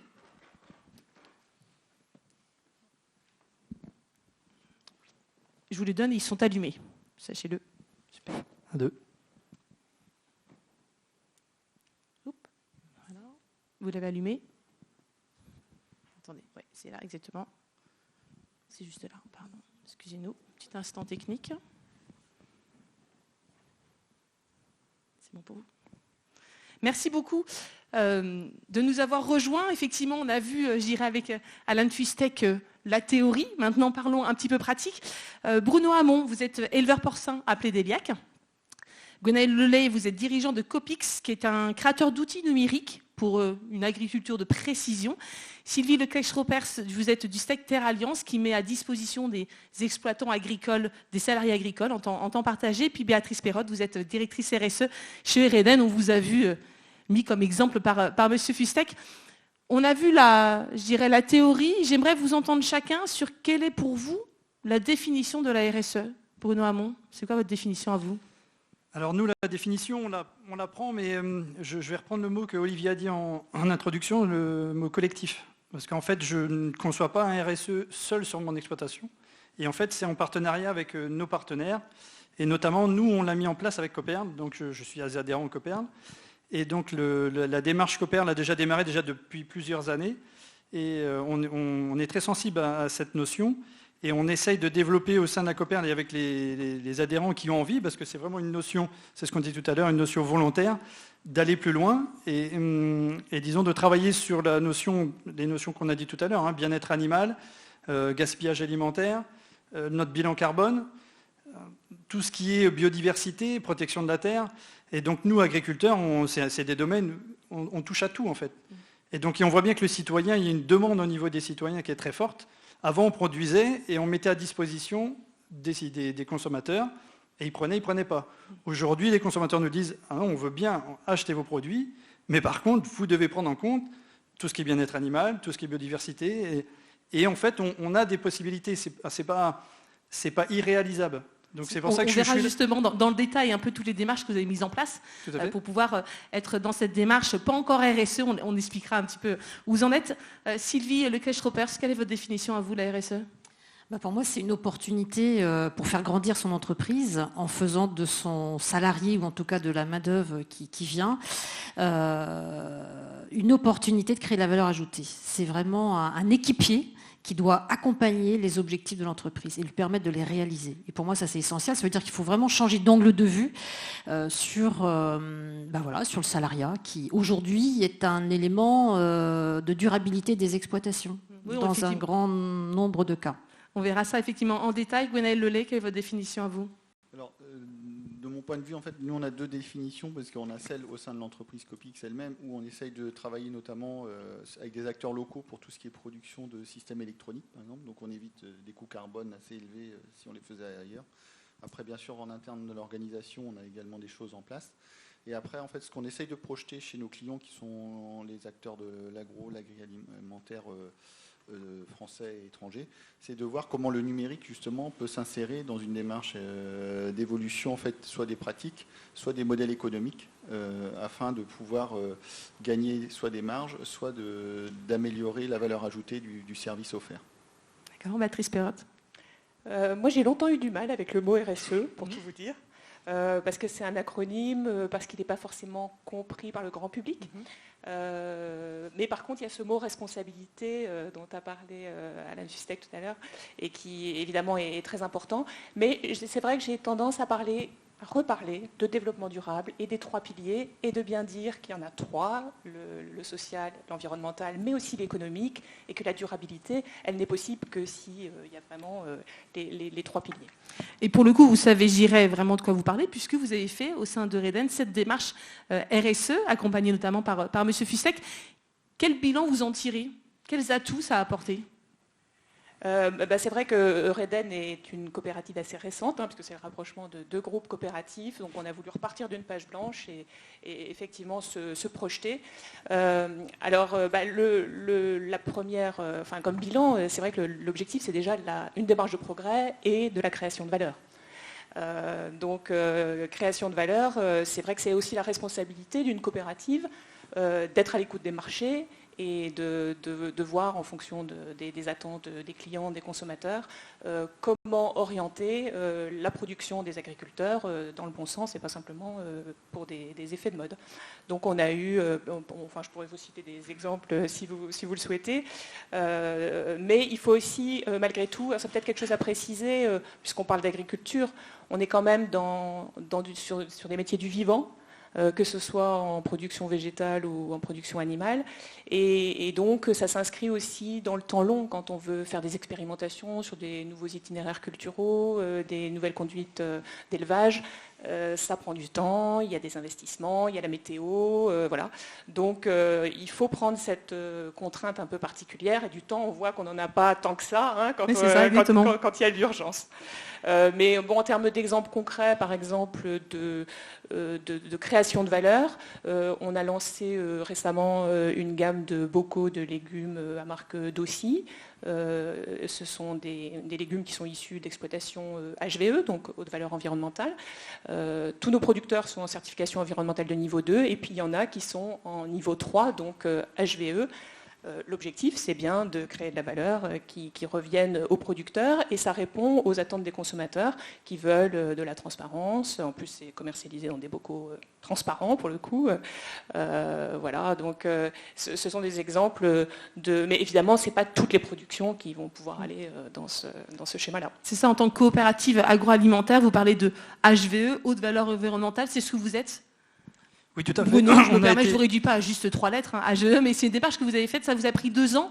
Et comme le disait très bien M. Fustek, c'est-à-dire qu'à un moment, pour pouvoir devenir haute valeur environnementale, il faut se poser. C'est-à-dire se dire, qu'est-ce que je fais ? Quelles sont mon incidence sur la biodiversité, faire un constat de son exploitation, et à partir de là, se dire sur quelle piliers ou quel plan est-ce que je peux, moi, agir pour pouvoir atteindre ce que vous voulez aujourd'hui pour votre exploitation? Complètement. Donc nous, on a été validé HVE depuis 1 an, mais c'est une démarche qu'on a commencée depuis 2 ans, on va dire, mais je vais dire même avant. On avait déjà cette démarche où comment on peut produire plus, mais avec moins d'intrants, et surtout protéger la terre. Parce que nous, le but aussi, c'est de la transmettre. Oui, votre exploitation, ça fait la 7e génération. Donc effectivement, le mot transmission a du sens pour vous. 0 pesticides, 0 antibiotiques, sans antibiotiques. Donc voilà, c'est vraiment, quand on voyait la définition de développement durable, c'est-à-dire une action aujourd'hui qui n'a pas d'incidence sur les générations futures, c'est vraiment votre exploitation? Exactement. Et c'est ce qu'on recherche depuis longtemps. Et en fait, grâce au groupement, parce qu'on ne travaille pas seul, on a réussi à développer, on a démarré par quelques hectares sans pesticides pour voir comment on pouvait faire, comment on pouvait fonctionner avec du mécanique. Là, on revient à ce que vous disiez tout à l'heure, c'est simple. Par contre, ça demande quand même plus de temps. C'est par rapport à un pulvérisateur où on sort. Mais par contre, on peut allier, le HVE est un bon compromis, parce qu'on peut allier aussi la haute technologie en utilisant des pulvérisateurs où on traite juste la mauvaise herbe au bon endroit. Donc il y a le mécanique. Les deux ne sont pas antagonistes. Les deux peuvent être utilisés justement pour améliorer et avoir une empreinte carbone le plus faible possible. Et quand on dit empreinte carbone, on pourrait se dire oui, mais on va faire plus de mécanique pour désherber. Mais on est en train de travailler à la Coperne. C'est grâce à justement une filière comme ça, on va commencer à transformer des graisses pour faire du biocarburant. Et ce biocarburant-là, on l'utilise déjà actuellement sur des camions, sur des voitures, et on espère sur un temps relativement proche, parce que l'usine est en route, pour l'utiliser dans nos tracteurs, justement pour ne pas utiliser de pétrole. Là, pour le coup, on est sur l'innovation low-tech. C'est ça, monsieur Fischer? Absolument. Exactement, Absolument. Innovation low-tech. On parle de création de valeur, vous avez été plusieurs à utiliser ce mot-là. Il y a aussi, si on prend juste le pan de valeur économique, ça a aussi une valeur économique, votre démarche. Ça vous permet aussi d'avoir une plus-value automatiquement, dès qu'on essaie de monter en gamme, il nous faut un peu la carotte quand même pour nous aider, parce que déjà que c'est un métier compliqué, si en plus on n'a pas la carotte, c'est quand même... Donc on essaye justement de... Et plus le consommateur est exigeant, plus on monte en gamme, mais aussi on essaye de justement, grâce à nos interlocuteurs, ok, si vous voulez d'exigence, mais ça a un coût. Et donc on essaie de répercuter ces coûts et de nous amener des plus-values supplémentaires, soit sur les céréales, soit sur nos cochons produits. Quand on parle de sans antibiotiques, c'est facile à dire, mais ça demande une autre façon de voir l'élevage, une autre façon de travailler dans l'élevage. On travaille aussi sur le bien-être animal. On a arrêté la castration depuis 10 ans, mais ça ne s'est pas fait du jour au lendemain, parce que pour l'éleveur, c'est simple, il arrête, et voilà, au niveau travail, c'est beaucoup plus simple. Par contre, au niveau de l'amont, au niveau de l'aval, au niveau de l'industrie, c'est beaucoup plus compliqué. Donc il faut trouver des systèmes, faire de la recherche et développement pour pouvoir faire un produit qui est vendable aux consommateurs. Alors vous, Gwenaëlle Lelay, vous êtes une carotte technologique, j'aurais envie de dire, chez Copix. Je vais essayer de résumer très rapidement, mais je vous ferai beaucoup mieux que moi, mais en gros, vous créez des outils numériques qui permettent notamment d'avoir des données pour les agriculteurs et puis également pour leurs intermédiaires pour éventuellement prévenir certaines anomalies, certaines pathologies. L'idée, c'est d'aider l'agriculteur de manière, on va dire, numérique pour qu'il puisse mieux après intervenir sur son exploitation. Oui, c'est ça. En fait, nous, on développe des systèmes numériques donc, qui permettent de suivre à distance des espaces de production. Ces espaces de production, ils sont soumis à de plus en plus de contraintes, qu'elles soient sanitaires, donc notamment des démarches présentielles de personnes dans les élevages, c'est assez complexe parce qu'il y a des passages sanitaires à réaliser. Et en fait, nos outils permettent d'être, on va dire, 24 heures sur 24 au plus près de l'animal et de capter en fait tout ce qui peut apparaître comme une anomalie. Alors, on ne remplace pas l'éleveur, c'est qu'on fournit des éléments factuels et objectifs qui sont mesurés soit par des capteurs, soit par la caméra, qui vont indiquer si tout se passe bien, très bien, mais s'il y a des choses qui sont plus comme elles étaient auparavant, soit sur des lots ou sur des bandes précédentes, à ce moment-là, on va alerter, on va signaler par des indicateurs divers et variés que quelque chose se passe. L'interprétation est plutôt à la main de nos clients qui sont aujourd'hui les professionnels qui entourent les éleveurs. Et demain, justement, on essaye d'avoir une information qui soit suffisamment, on va dire, simple, rapide et compréhensible immédiatement pour qu'on puisse avoir accès à l'éleveur ou à ses salariés. Vous êtes un outil pour permettre justement d'accompagner les fameuses exploitations agricoles vers vers une meilleure organisation ou une meilleure création de valeur? Dans tout ce qu'a cité l'éleveur de la Copperle, en fait, on voit bien qu'il y a des attentes sociétales qui nécessitent soit des démarches plus consommatrices en temps, soit sur des indicateurs qui vont être censément obligés de produire. Alors soit on se dit on fait des audits régulièrement dans les élevages tous les 6 mois, selon aussi, puisque c'est du présentiel, donc c'est coûteux. Soit on met en place des systèmes qui permettent de collecter ces indicateurs au fil de l'eau, c'est de la mesure, et en fait vont produire sur chaque lot d'animaux produits, on va avoir ces indicateurs qui vont être automatiques, donc ils vont pouvoir alimenter des démarches comme dans laquelle vous êtes rentré. Et justement, cet après-midi, j'étais en clôture d'un projet qui était financé par la région Bretagne, autour justement de la détection des adventices automatiquement par caméra, pour atteindre des systèmes automatisés, donc un projet piloté par l'Unilet. Et voilà, on a montré que ça pouvait se faire. Maintenant, en fait, l'étape d'après, parce qu'une innovation, c'est souvent un temps long, c'est entre 3 et 5 ans avant que ça trouve son marché et que ça s'implémente, c'est le financement. Parce qu'on peut faire le démonstrateur, mais derrière, après, il faut engager des moyens assez conséquents. Et ce que vous disiez tout à l'heure, monsieur le Fustec, c'est ça. C'est soit on se dit, on continue à essayer de faire et montrer que ça peut marcher, ou soit on se dit à un moment qu'on met de l'argent sur la table, on trouve des industriels régionaux ou nationaux qui sont prêts à s'engager pour produire des systèmes de ce type-là. Monsieur Fustec, vous voulez réagir par rapport à ça, justement, avoir cette problématique aussi d'accompagnement après pour l'innovation? On a effectivement une partie de notre cerveau qui est réfractaire au changement. Et donc ça veut dire qu'à partir du moment où il faut changer la manière de fonctionner, c'est compliqué, c'est très lent, on est amoureux de nos habitudes.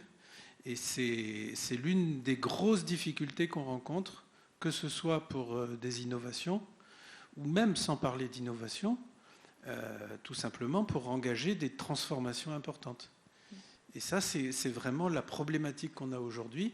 Si vous regardez tout ce qui s'est fait sur le développement durable depuis une vingtaine d'années, depuis le début des années 2000, on a essayé plein de trucs, mais on n'a pas renversé la table. Et là, il faut renverser la table. Transformation, c'est le... Alors, je ne sais pas si c'est précisément le mot que vous avez utilisé, Sylvie Leclerc-Schroppers, mais c'était un petit peu l'idée que vous vouliez donner dans votre définition de la RSE. Donc, je rappelle, vous travaillez pour SDEC Terre Alliance, qui met à disposition des exploitants agricoles, des salariés agricoles, pour ou un remplacement à long terme ou à court terme. Vous avez conscience aujourd'hui que par rapport aux attentes de cette jeune génération aussi, qui arrive dans l'exploitation, il va falloir il faut renverser la table, il va falloir qu'il y ait une transformation? Ah oui, il faut la renverser la table. Et il est plus qu'urgent de la renverser. Alors on parlait du temps court et du temps long. Ce que je peux vous dire à travers mes quelques années d'expérience de management, à travers le service de remplacement ou le temps partagé, je peux vous dire qu'on a vraiment changé d'époque. Et je pense que renverser la table, c'est aussi changer de regard sur la place d'un salarié sur une exploitation agricole. Je ne parle pas du remplacement, je vais parler du temps partagé. Et je pense que l'outil temps partagé est un vrai outil pour accompagner la durabilité sur certaines exploitations. Alors, j'ai envie de dire, comme vous, effectivement, on a deux angles de vue. On a, nous, le SDEC Terre Alliance et le RSE. Qu'en est-il? Moi, je trouve que c'est hyper intéressant de l'aborder parce que ça permet aussi déjà de regarder ce que l'on fait, de ce que l'on fait bien aussi, parce qu'il ne s'agit pas de tout réinventer. Et je crois de mettre des mots sur des bonnes pratiques. Et je crois que pour l'exploitation agricole, c'est aussi ça. Si on n'avait pas travaillé ce sujet-là depuis de nombreuses années, je ne suis pas sûre qu'on aurait encore les 2500 candidatures qui nous arrivent tous les ans. Et ça, c'est le fruit, je crois, d'un long travail au long cours. Pour autant, tout le monde n'a pas le bon degré d'employabilité attendu par rapport aux exploitants agricoles et leurs attentes. Pour autant, le temps partagé, le groupement d'employeurs est un outil de lutte contre la précarisation du travail. Je trouve qu'il est très vertueux quand on a besoin d'un bout de temps et pas de temps complet sur une exploitation. On peut capitaliser des temps et faire des emplois de qualité. Et ça, on s'y attache. Ce n'est pas simple parce qu'effectivement, on parlait de souplesse et de résistance au changement. Et je crois qu'il faut vraiment questionner cette capacité à changer sa pratique. Du point de vue de salariés, nous on voit aujourd'hui, on fait beaucoup de temps complet. On est de plus en plus sollicité pour du temps complet parce que l'éleveur, et on disait tout à l'heure, il ne veut plus être seul dans son rapport aux salariés. Parce que c'est complexe, mais parce que le temps a vraiment changé. Si on ne change pas si on ne prend pas en considération les attentes du candidat, du salarié qui vient, qui postule, on est à côté. Sur la question des horaires, bah oui, effectivement, il ne faut pas oublier qu'il y a toujours un temps de route minimum. L'emploi local, on sait qu'aujourd'hui un salarié accepte ou fait en moyenne, c'est des chiffres qui sont tombés récemment avec Pôle emploi et la NEFA lors de l'Assemblée générale il n'y a pas si longtemps que ça, 13,6 km. Donc ça veut bien dire qu'il faut les puiser dans la richesse de son territoire pour être en capacité d'offrir un emploi de qualité. Mais moi, ce que je trouve intéressant, c'est aussi de se dire, mais l'exploitation agricole, elle doit être vue comme une entreprise à part entière et pas simplement un outil de production d'alimentation pour les personnes. Et quand on regarde l'outil de travail comme une entreprise à part entière, inscrite sur son territoire, qui participe à l'économie, à la vivabilité, qui fait vivre des hommes et des femmes, je pense que l'exploitant agricole doit en être très fier. Alors c'est vrai que je sais que le moment dans lequel on se parle, il n'est pas des plus faciles, d'accord, pour parler de tout ça. Pour autant, je crois que c'est un beau moment pour se transformer. Nous, on voit des exploitations qui décapitalisent parce que le territoire sur lequel elles sont, ces exploitations-là, il y a une raréfaction de la main-d'œuvre. Qu'est-ce qu'elles mettent en œuvre pour se différencier ? Il y a un enjeu majeur avec des gens qui sont en surcharge de travail permanente. Il y a la charge de travail physique, mais il y a aussi la charge que l'on voit arriver, c'est psychologique, la surcharge mentale. On parle de la technologie. Alors, on peut en vanter toutes les vertus et c'est hyper précieux parce que ça allège le travail physique, mais je peux vous dire que nous, on voit arriver d'autres choses. C'est la surcharge mentale, des astreintes, des alarmes, etc. Donc l'exploitant, l'outil de travail GE, parce qu'on est un outil au service d'eux, et il doit être caméléon, il doit accompagner, anticiper des changements. Il est là aussi pour accompagner la posture de l'exploitant dans sa posture d'employeur. Et ça, c'est essentiel aujourd'hui. Il doit accepter de la flexibilité sur son organisation de travail. Et ça, c'est nouveau. C'est-à-dire que vous parlez de transformation. Ça, c'est nouveau, je dirais. L'exploitant agricole comme manager, on parlait de valeur sociale, vous l'évoquiez, M. Fissek, tout à l'heure. C'est-à-dire qu'on est sur une valeur sociale et que l'entreprise agricole doit pouvoir répondre à cette valeur sociale, aux attentes de la jeune génération, et donc de se mettre en posture de manager, ce qui, je pense, pour celles et ceux qui sont à l'ascenseur, n'est pas forcément une évidence. Non, mais aujourd'hui, nous avons affaire à des non-issus du monde agricole, qui sont nos salariés d'aujourd'hui. On ne parle pas du même environnement. On n'est plus issus du même écosystème. Ils ont un regard sur le travail, ils ont des attentes, et puis l'exploitation agricole en a aussi. Si le salarié fait 15 km pour venir tous les matins, qui va déposer ses enfants à la garderie, et qui va les récupérer le soir, etc., la garderie est fermée à 19h. Comment j'allie les contraintes métiers, les amplitudes journalières ? Il y a de belles études qui permettent de dire aussi, et de transformer certains modèles, que de réduire quelques écarts de traite, ça ne va pas faire baisser, au contraire, d'accord, le lait dans le bac. Mais par contre, ça peut peut-être permettre d'avoir un salarié qui va peut-être pouvoir aller chercher ses enfants à l'école, mais au fait, il se change où, le salarié sur l'exploitation ? D'accord ? On parle du bien-être des personnes, des animaux, mais on peut aussi parler du bien-être des personnes. Est-ce qu'il a envie de sentir l'odeur de la production quand il va aller chercher son enfant à l'école ? Qu'est-ce que j'ai prévu pour lui, pour l'accueillir sur mon exploitation? Et au fait, on dissocie les temps aujourd'hui, les espaces professionnels et privés. Il va où aux toilettes ? Il mange où le midi ? Comment l'exploitation agricole s'adapte de ces besoins-là, qui bénéficient au collectif et à son attractivité ?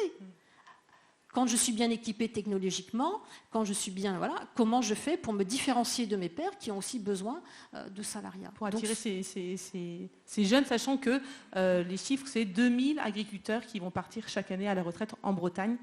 Donc il va falloir aussi attirer des jeunes pour pouvoir continuer à travailler dans les exploitations agricoles.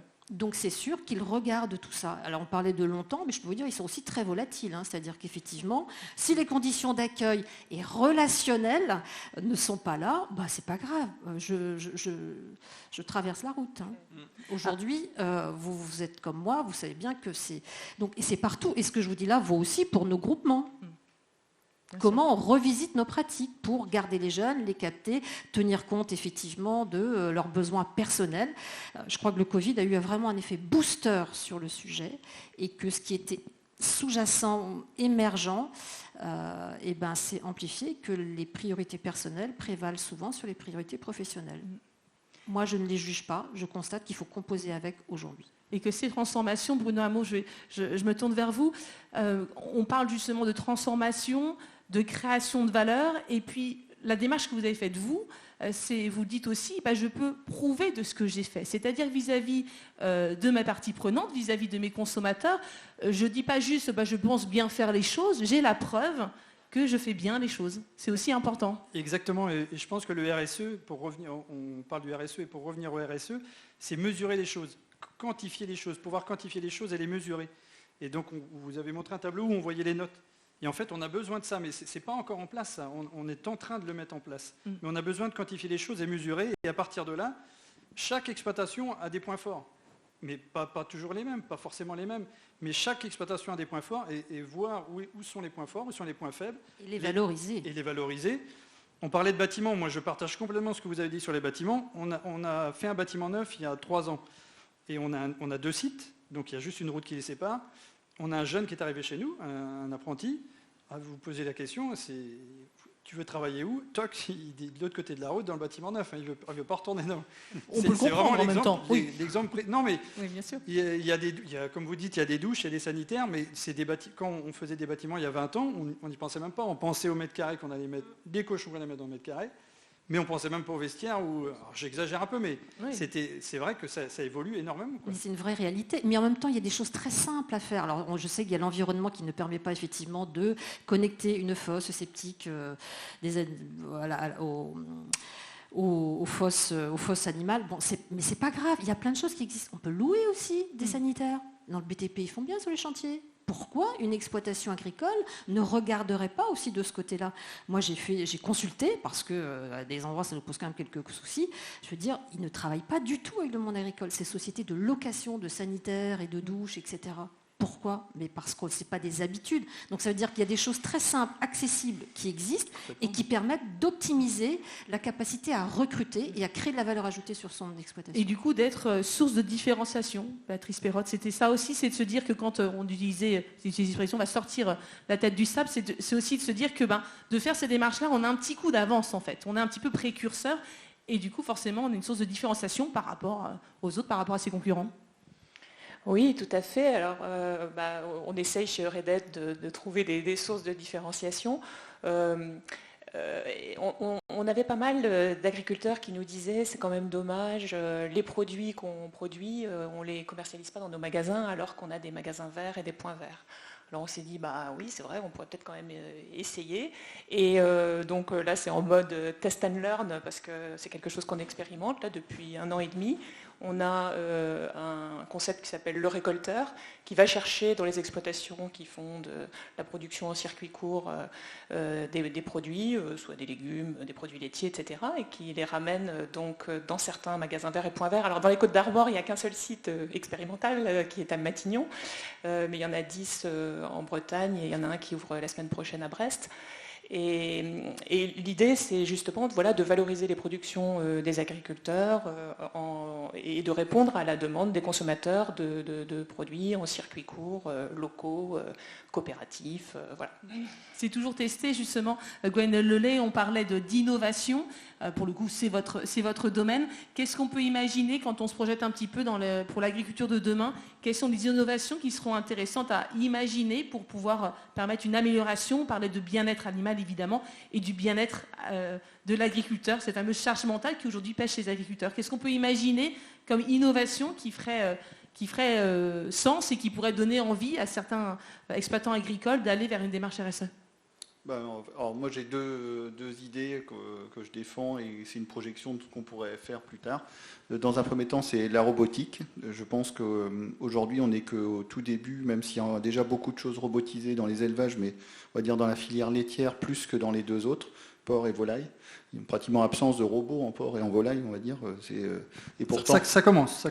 Les robots de lavage, on parlait de qualité de travail, et les robots de lavage commencent à arriver dans les élevages et c'est vraiment Voilà, ça nous soulage vraiment beaucoup. Ça ne fait pas tout. C'est ça. Mais mais quand on voit que le laitier, je ne sais pas, on va dire 10-15 ans, qu'il y a des robots de traite dans les élevages laitiers, on voit que sur les deux autres filières, en fait, comme c'est des robots métiers qui ont allégé la charge de travail, le robot de traite, souvent les éleveurs ne veulent pas revenir à ce qu'ils faisaient avant et ont pu agrandir leur élevage grâce à ça. Dans les autres filières, on voit bien qu'il y a des robots qui commencent à arriver pour la litière et autres, mais on est loin d'avoir des robots vraiment métiers qui assistent, ça s'appelle aussi des cobots, qui assistent l'éleveur dans son quotidien. Le ramassage, la vérification de certaines choses, ça devrait être des choses qui génèrent de la création de valeur. Donc la robotique. La robotique. Oui. Et puis après, je pense aussi qu'il faudrait regarder... toutes les entreprises sont supervisées. Aujourd'hui, les réseaux informatiques sont supervisés, les réseaux d'opérateurs, les centrales, etc. Moi, je pense que demain, il faudrait réfléchir à mutualiser les centres de supervision d'élevage parce que c'est des charges mentales, comme on l'a dit tout à l'heure, les alarmes. D'avoir tout ça sur son mobile en permanence dans sa poche jour et nuit, l'éleveur, il ne se repose pas. S'il a un élevage avec 3 sites, mentalement, je ne sais pas comment il fait. Voilà, oui, avec des systèmes quand même qui commencent à être de plus en plus complexes.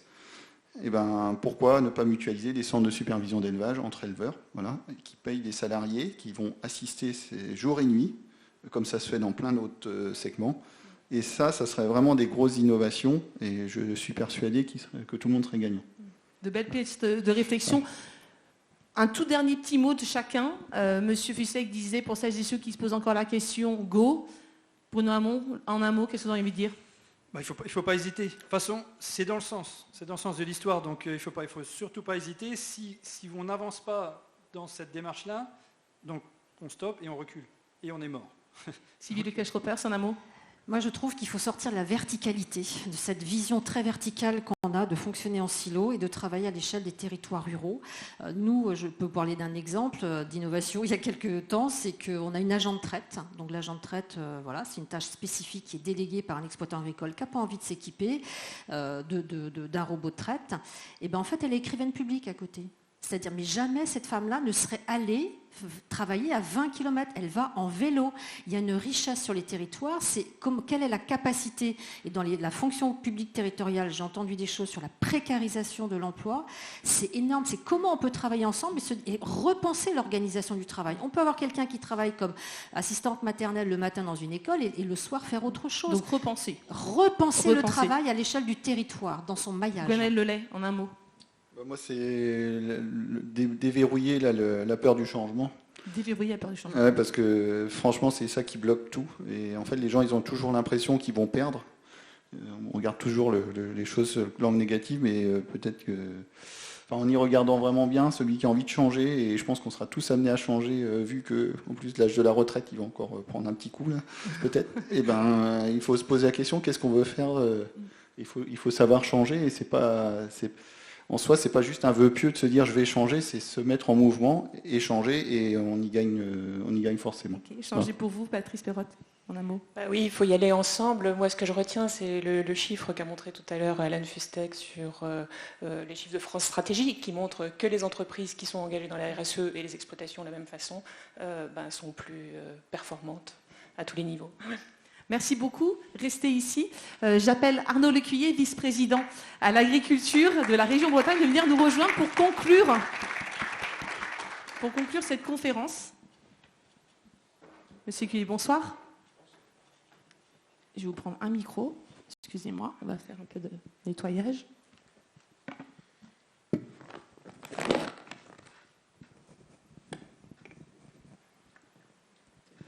Merci. Bonsoir à toutes et à tous. Déjà, merci pour l'invitation. Merci, Monsieur le Président. Je ne sais pas si c'est notre tropisme de l'Est des Côtes-d'Armor qui nous a rapprochés, mais en tout cas, je suis particulièrement ravi d'être présent avec vous pour cette soirée qui nous permet de prendre un peu de hauteur dans un contexte que chacun a pu effleurer, un contexte de crise internationale qui perturbe singulièrement nos vies, tout d'abord, notre conscience et en tant que Breton, notre ouverture aux autres et au monde, écoutez, ce qui se passe en Ukraine et dans l'Est de l'Europe nous interpelle et nous interroge. C'est d'abord cela qui nous touche. Et puis ensuite, plus directement, parce que nous sommes en Bretagne, parce que nous sommes une région agricole et agroalimentaire, la crise que nous connaissons, elle impacte forcément. Elle impacte forcément nos activités. On sent les inquiétudes, elles sont réelles, elles sont aujourd'hui chiffrées, quantifiées, et elles touchent, je dirais, toutes les filières, et singulièrement en Bretagne, les filières d'élevage dont nous savons tout ce qu'elles peuvent représenter. Alors, quand on est dans un contexte de crise, on est dans un contexte d'urgence et on y travaille les uns les autres avec les responsabilités que nous avons, il est bien parfois d'arriver, je le disais, à prendre de la hauteur et à regarder un petit peu plus haut que la barrière ou que le mur qui est devant nous. Et une soirée sur la responsabilité sociétale des entreprises appliquée là à l'agriculture, ça nous permet de voir un petit peu plus loin. Et quand on entend Alan Fustek nous présenter ce qui peut advenir, notamment en termes climatiques, on se dit qu'il y a aussi un mur, finalement. Mais que ce mur, il est peut-être un petit peu plus lointain, 2050, et qu'en s'y prenant dès à présent, on a la manière, on a en tout cas des solutions pour pouvoir anticiper, pour pouvoir le franchir, et faire en sorte que ce mur diminue, et puis que finalement il n'en soit plus un, parce que nous aurons créé les conditions de la résilience aussi de notre économie, de nos vies et de l'agriculture. Alors, la responsabilité sociétale des entreprises, pour ce qui est de ma responsabilité à moi, je dirais que c'est une responsabilité politique. Ce n'est pas toujours la plus simple. Je ne dis pas qu'elle est plus simple à mettre en œuvre au quotidien, mais en tout cas, nous avons, nous, élus, moi j'ai en particulier cette responsabilité politique, et elle concerne 3 champs particuliers, l'agriculture, l'agroalimentaire et l'alimentation. Et dire qu'en Bretagne, c'est sans doute le cœur des sujets. C'est sans doute aujourd'hui le cœur des sujets, y compris, encore une fois, dans un contexte de crise. Alors, cette responsabilité, j'ai essayé de regarder, parce qu'on me dit, on voit souvent le vice-président en charge de l'agriculture comme étant un peu, non pas un banquier, parce que moi je prête, mais à intérêt zéro, c'est-à-dire que je ne demande rien en retour. Le banquier que je suis, ou le financier de l'agriculture en Bretagne, je vais vous donner quelques chiffres. Le budget de la région Bretagne, c'est 22,4 millions d'euros, budget agriculture. Le chiffre d'affaires de l'agriculture en Bretagne, c'est entre 9 et 10 milliards. Celui de l'agroalimentaire, on est près de 22 milliards. Donc, c'est-à-dire que je n'ai qu'un tout petit portefeuille au regard des activités que vous représentez, y compris les activités bancaires, y compris les activités agroalimentaires, les activités industrielles, les activités agricoles. Et pour autant, j'ai l'impression d'avoir, et nous avons l'impression d'avoir une responsabilité qui est partagée, qui est commune et presque aussi importante les uns que les autres. Et cette responsabilité politique sur l'agriculture, elle doit se décliner en plusieurs champs. Il y a une responsabilité, la première des responsabilités, c'est de continuer à nourrir le monde. Il faut le rappeler, souvent, c'est notre responsabilité, c'est votre responsabilité, c'est de continuer à assurer une souveraineté alimentaire. Donc ça c'est le sujet qui, moi, me préoccupe chaque jour. C'est faire en sorte que l'agriculture en Bretagne, elle puisse continuer de nourrir le monde, qu'elle puisse continuer d'assurer une régularité dans les quantités, dans la qualité sanitaire des aliments et des productions. Et je pense que la crise que nous venons de traverser, on en est sur la fin, la crise Covid, en tout cas on l'espère, elle nous a peut-être rappelé aussi combien la sécurité sanitaire des aliments était particulièrement importante. Donc ça, c'est la première des responsabilités. La deuxième des responsabilités, c'est toujours dans l'alimentation, c'est ce qu'on appelle, nous, le bien manger pour tous.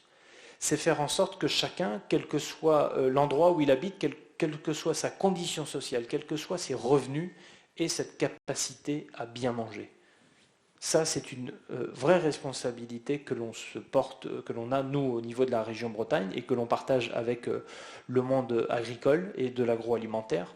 C'est quelque chose qui, a priori, dit comme ça, paraît plus du slogan politique, hein, le bien manger pour tous. Mais je suis intervenu hier au carrefour des fournisseurs des entreprises de l'agroalimentaire, et j'ai dit que ce qui fonde un peu mon engagement dans la vie politique, c'est une tranche de jambon. Vous allez me dire pourquoi? Parce que j'étais gamin et on m'a servi à plusieurs reprises une tranche de jambon qui ressemblait plus à du caoutchouc rempli de flotte. Et je me suis dit, moi, mon combat politique, c'est de faire en sorte que plus aucun gamin, plus personne ne mange ce genre de choses. Je ne sais pas d'où ça venait, je ne sais pas qui l'avait produit, mais je me suis dit, on a cette capacité, notamment en Bretagne, à faire des produits de qualité qui valent bien mieux de ça et faire en sorte que chacun puisse bien manger. Le bien manger pour tous, c'est ça, c'est faire en sorte que chacun puisse manger à sa faim des produits de qualité, de la protéine, qu'elle soit végétale ou animale, chaque jour. Et ça, c'est un beau combat politique et c'est celui que l'on mène au niveau de la région Bretagne. Troisième responsabilité, troisième défi, c'est celui de l'impact de notre économie, et ça a été évoqué, sur le réchauffement climatique. Faire en sorte que ce que nous produisions ait un impact le plus faible possible, l'impact carbone, mais je l'élargirai au gaz, à l'ensemble des gaz à effet de serre, faire en sorte que ce que nous produisions n'obère pas l'avenir, ça a été très bien rappelé dans les propos introductifs. Et ça, c'est une belle responsabilité aussi, et c'est d'accompagner l'agriculture bretonne dans l'ensemble de ces changements. C'est ce que l'on appelle aussi la transition agroécologique. Là aussi, certains disent que c'est un slogan, moi j'y crois beaucoup, en tout cas c'est ce que l'on essaie de donner du sens au niveau de la région Bretagne. La transition agroécologique, c'est tout simplement retrouver le sens de l'agronomie, le sens du travail de la terre, et faire en sorte que le travail que l'on va faire au quotidien dans nos fermes puisse respecter aussi l'environnement. Alors, les deux derniers points que je souhaitais développer, ça tourne autour de deux mots, la résilience et l'autonomie. Et c'est aussi le sens que l'on veut donner à notre action et la responsabilité politique au niveau de l'agriculture qui est la nôtre. La résilience, c'est notre capacité à avoir une économie agricole qui soit résiliente aux crises. J'ai évoqué la crise sanitaire, et dans cette crise sanitaire, l'économie bretonne, elle a résisté. Et pourquoi elle a résisté? En grande partie grâce à l'économie agricole et l'économie agroalimentaire. On a évoqué les emplois, et effectivement, je crois que notre économie bretonne, elle a aussi très bien résisté parce qu'on a eu, voilà, on avait des salariés, on avait des femmes, on avait des hommes qui étaient mobilisés chaque jour. Les vaches n'ont pas arrêté de donner du lait, les cochons n'ont pas arrêté de grandir, les poissons n'ont pas arrêté d'être pêchés, on a continué, chacun à notre responsabilité, avec notre responsabilité, on a continué à élever, à produire, à transformer, et donc à nourrir les habitants de notre pays. Et ça, ça prouve aussi que notre économie bretonne, elle est résiliente grâce à son agriculture et grâce à son agroalimentaire. Ça pose objectivement quelques difficultés avec une main-d'œuvre qui commence à se faire très rare, des taux de chômage qui sont relativement bas. Une économie résiliente, c'est une économie qui va relever l'ensemble des défis que j'ai pu évoquer. Le défi de l'alimentation, du bien manger, évidemment, le défi du changement climatique, celui d'attente sociétale, notamment autour du bien-être animal, et le dernier point, c'est celui de la préservation des ressources. On a évoqué les changements climatiques. Il y a 3 ressources qu'il nous faut absolument préserver. Les ressources énergétiques, la ressource qui est l'eau, un bien qui est notre richesse en Bretagne, et enfin le foncier. Et le foncier en agriculture, c'est la condition première de l'exercice de vos métiers pour nourrir les femmes et les hommes. Après la résilience, le dernier point, et ça suit les autres, c'est la capacité à ce que chacun dans ses métiers, dans sa ferme, ou dans son entreprise soit autonome. Non pas indépendant, mais autonome. C'est-à-dire avoir une capacité à travailler sur son degré de dépendance, sur l'énergie, sur les protéines, et faire en sorte, en tout cas, que lorsque j'agis, lorsque je me lève chaque matin, j'ai entre mes mains la capacité à décider. Et nous, notre boulot au niveau de la région Bretagne, ça va être d'accompagner justement tout ce qui va renforcer l'autonomie énergétique au sein des fermes, l'autonomie protéique, à travers aussi des aides, l'accompagnement aux innovations. Et c'est en fait faire en sorte que nous soyons autonomes dans nos décisions. Et je pense qu'il n'y a pas de plus belle autonomie que l'autonomie décisionnelle, c'est-à-dire je décide de ce que je fais en vrai chef d'entreprise. Voilà les quelques mots que je voulais vous dire ce soir et vous redire en tout cas le plaisir qui est le mien de participer à vos travaux et à cette soirée qui nous permet de prendre de la hauteur. Merci à vous. Merci beaucoup Arnaud Lécuyer, merci. Je vous invite à prendre ma place si cela ne vous dérange pas. C'est maintenant le temps des questions, des échanges. On va pouvoir prendre 2 micros pour pouvoir circuler dans la salle. Peut-être que déjà nos invités ont des questions, peut-être pour ou Arnaud Lécuyer ou pour Alain Fustec. Est-ce que vous auriez des questions, peut-être Bruno, Sylvie, Goënel ou Béatrice à nos intervenants ce soir? C'est comment faire pour motiver les agriculteurs. On voit bien dans quel sens il faut aller, mais c'est, au niveau économique, c'est très dur. Et c'est vrai que comment on peut faire pour aider ou disons, pousser les agriculteurs à aller dans ce sens de produire mieux. On demande toujours pas cher et de la qualité, donc c'est parfois contradictoire, parfois compliqué. Alors je suppose que c'était pour moi la question. mais on va dire que oui, c'était pour vous. Voilà. Non, mais les politiques parlent bien en général, donc.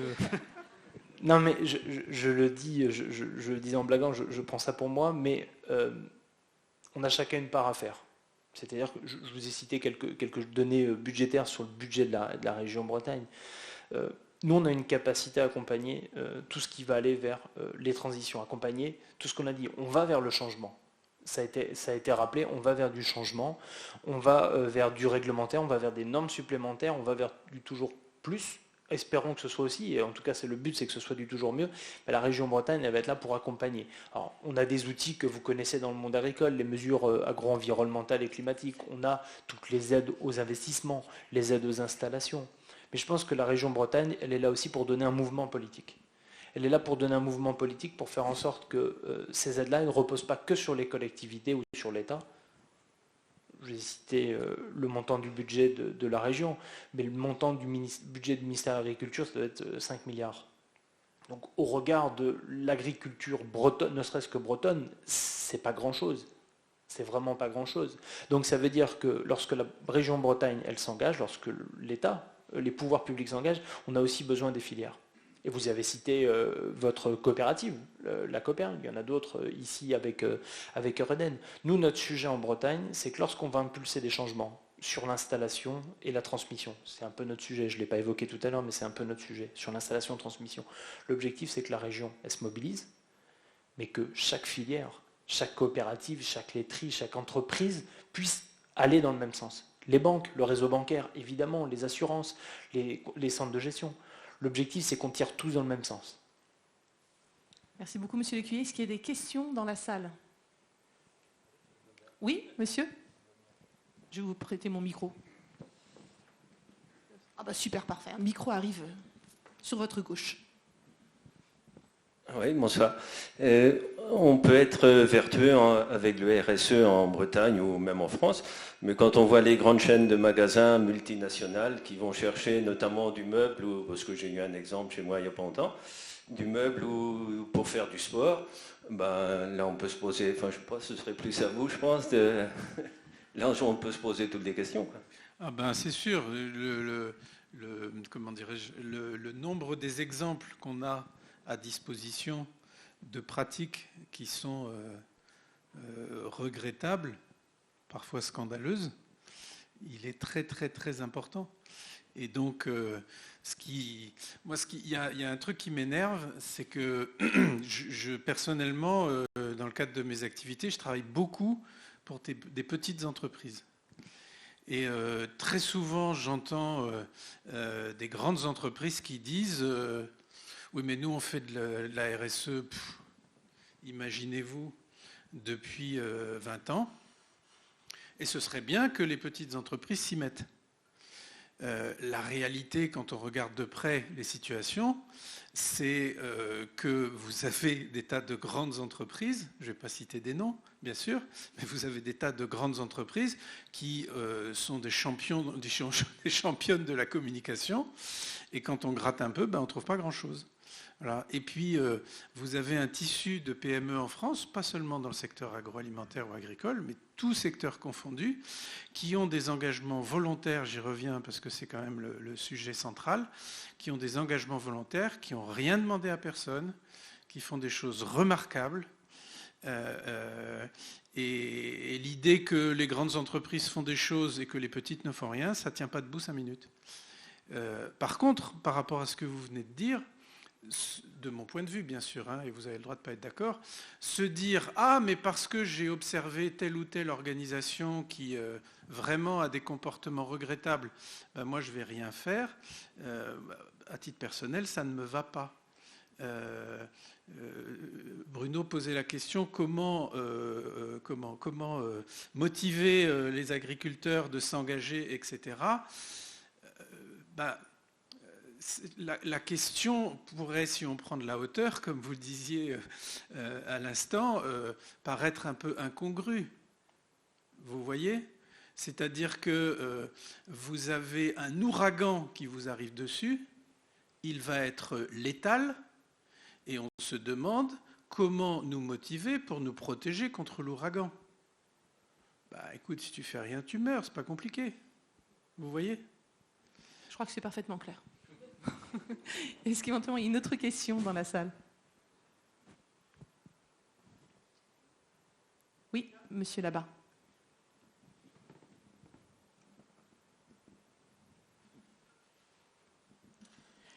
Oui, ma question sera à monsieur Fistek. Au regard de vos différentes activités et de nombreux contacts que vous avez avec des dirigeants bretons, et votre vision sur l'avenir, parce que de ce qu'on a vu là tout à l'heure, et après les propos que vous avez eus là tout à l'heure en nous disant qu'il fallait renverser la table, pour vous, quel sera le paysage agricole costarmoricain dans les 20 ans ? Question pas facile. C'est une question pour vous. Oui, je crois que c'est pour ça. Moi, je vais vous répondre avec mes tripes et avec ce que j'aimerais. Vous voyez ? Maintenant, qu'est-ce que ce sera ? Enfin, franchement, personne n'en sait absolument rien. Je formule le vœu. Voilà. Je formule le vœu que, effectivement, dans les 20 ans, nous ayons une activité agricole en Bretagne, et plus généralement en France, qui soit une activité agricole, comme d'ailleurs pour tout le reste des activités économiques en France et dans le monde entier, qui rentrent dans les limites planétaires. C'est ça l'objectif, c'est vers ça qu'il faut tendre, c'est une montagne à déplacer, et il faut s'y atteler tout de suite, parce que sinon, l'ouragan sera sur nos têtes avant qu'on ait eu le temps de réfléchir. Vous voyez ce que je veux dire ? Et donc, des limites planétaires qui sont dépassées aujourd'hui, vous en avez 4. Voilà. Il y a le réchauffement climatique, il y a l'effondrement de la biodiversité, il y a les rejets de nitrates et de phosphates dans l'eau, et il y a l'introduction de substances chimiques dangereuses dans l'environnement. Voilà. Ces 4-là sont dépassés. Il y en a plein d'autres qui ne sont pas encore dépassés, mais on n'est pas très loin. Vous voyez ? Et donc, l'objectif, par les pieds ou par la tête, est-ce que j'ai la solution ? Non. Mais est-ce qu'on se met à la chercher ? Pas sûr. Quel est le budget de l'INRA aujourd'hui qui est consacré à l'agroécologie, par exemple ? Bon, par rapport à d'autres techniques, il est insuffisant, très clairement, il est insuffisant. Voilà. Et donc moi, le vœu que je formule pour nous tous et pour nos enfants, c'est vraiment celui-là, si vous voulez. Maintenant, comment ça va se passer ? Joker. Est-ce qu'il y a une autre question dans la salle ? ou remarques, hein, ce n'est pas forcément des questions d'ailleurs, ça peut être tout simplement des remarques. Moi, peut-être, je trouve à la lumière de ce qu'on se dit là ce soir, ce qui est hyper important, c'est que toutes les parties prenantes qui entourent le pilotage et qui accompagnent le chef d'exploitation dans son quotidien parlent le même langage. Et vraiment, ça me paraît essentiel. C'est-à-dire qu'effectivement, pour créer de la valeur, de la richesse, il faut être bien entouré, mais que tous les gens qui entourent l'exploitant parlent le même langage pour que cette répétition de messages et la démonstration de la plus-value, le bénéfice, parce que c'est un investissement, il ne faut pas le voir comme une charge, mais dans le contexte dans lequel on est, on doit aussi mesurer ses propos, mais en tout cas, quel est le bénéfice à court terme, à moyen terme, avec peut-être des groupes de travail, comme il y a des CETA, des groupes d'échange de pratiques techniques, est-ce qu'il ne faut pas créer des groupes de travail multipartenariaux sur ces questions-là ? Mais à l'échelle humaine aussi, voilà. Parce que ce qu'on a l'impression, c'est que ce terme de RSE est réservé aux grandes entreprises. Voilà. Et que de se dire, moi, de là où je suis, de mon activité, qui en plus n'est pas forcément bien valorisée, qu'est-ce que j'ai à voir avec ça ? Et je pense que ça peut en rajouter psychologiquement encore quelque chose en plus de contraignant. C'est sûr. Et là, moi, ça me paraît vraiment essentiel d'avoir des pilotes là pour piloter ça, parce que ça ne va pas tomber tout seul et qu'il faut accompagner ces conduites vertueuses et à intérêt collectif. Ce que vous disiez, Bruno, c'est-à-dire que tout seul, on ne peut pas. C'est-à-dire que l'exploitant agricole tout seul, c'est trop lourd à porter et c'est trop difficile. Complètement, et c'est pour ça que nous, la démarche qu'on a entreprise, on ne l'aurait pas démarré seul. C'est grâce à la coopérative qui a commencé à faire cette démarche depuis plusieurs années déjà, et qui commence à structurer les choses. Et nous, donc c'est déjà notre démarche, nous, naturellement. Donc on est rentré dans un groupe pilote, si vous voulez. Et donc là, on commence à doubler les effectifs et on motive les gens et c'est intéressant. Et donc on trouve des solutions. Il y a des problèmes, mais on trouve les solutions. Donc c'est d'être entouré d'acteurs, comme des acteurs bancaires. Je crois qu'il y en a quelques-uns ici dans la salle. Et également des acteurs pour faire un bilan aussi sur sa problématique RSE. Voilà, c'est tout un écosystème qu'il faut mettre en place. Monsieur Lécuyer ? Oui, juste quelques mots, mais on voit que la force, je pense aujourd'hui, de l'agriculture en Bretagne, c'est sa capacité à être en filière, à être en réseau. Et donc, lorsqu'elle prend, alors c'est une puissance aussi, l'agriculture bretonne, on sait que quand elle prend le mauvais pli, elle embarque beaucoup de monde. Mais inversement, quand elle prend le bon chemin, elle peut embarquer beaucoup de monde et être un effet démultiplicateur. Sur la transition agroécologique, sur l'agriculture bas carbone, sur la biodiversité. On a une capacité à emmener les 26 000 fermes. Moi, j'y crois en tout cas.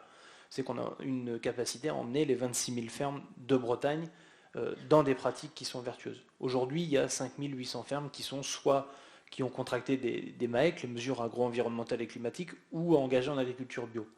C'est bien, mais il y en a 20 000 autres qui ne font pas rien, mais qu'on a besoin encore d'accompagner pour qu'elles progressent et qu'on reconnaisse aussi, parce que les gens ont besoin de cette reconnaissance, le monde agricole a besoin de cette reconnaissance, que le monde agricole breton, costarmoricain, est engagé dans des démarches de transition, des démarches vertueuses. On le dit des fois, on le fait sans le dire. Je pense que des démarches RSE elles permettent aussi d'élargir un petit peu les actions.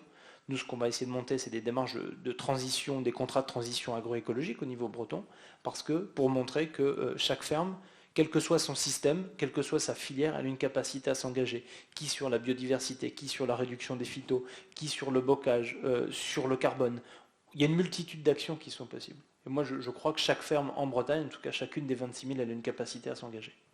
Merci beaucoup. Est-ce qu'il y a une dernière question ou remarque ?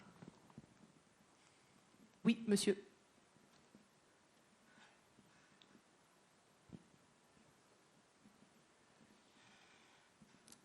Bonsoir. Bonsoir, merci. Christophe, éleveur d'un côte d'Armor. Donc ça fait 20 ans que je suis dans le monde du cochon.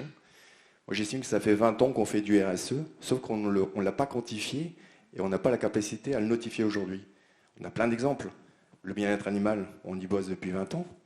Des toilettes et des douches, comme Mme Leclèche l'a dit, il y a des élevages qui sont équipés depuis 10 ans, depuis 20 ans. On a fait des bandes enherbées pour faire la diversité. On fait du non-labour, on fait plein de choses.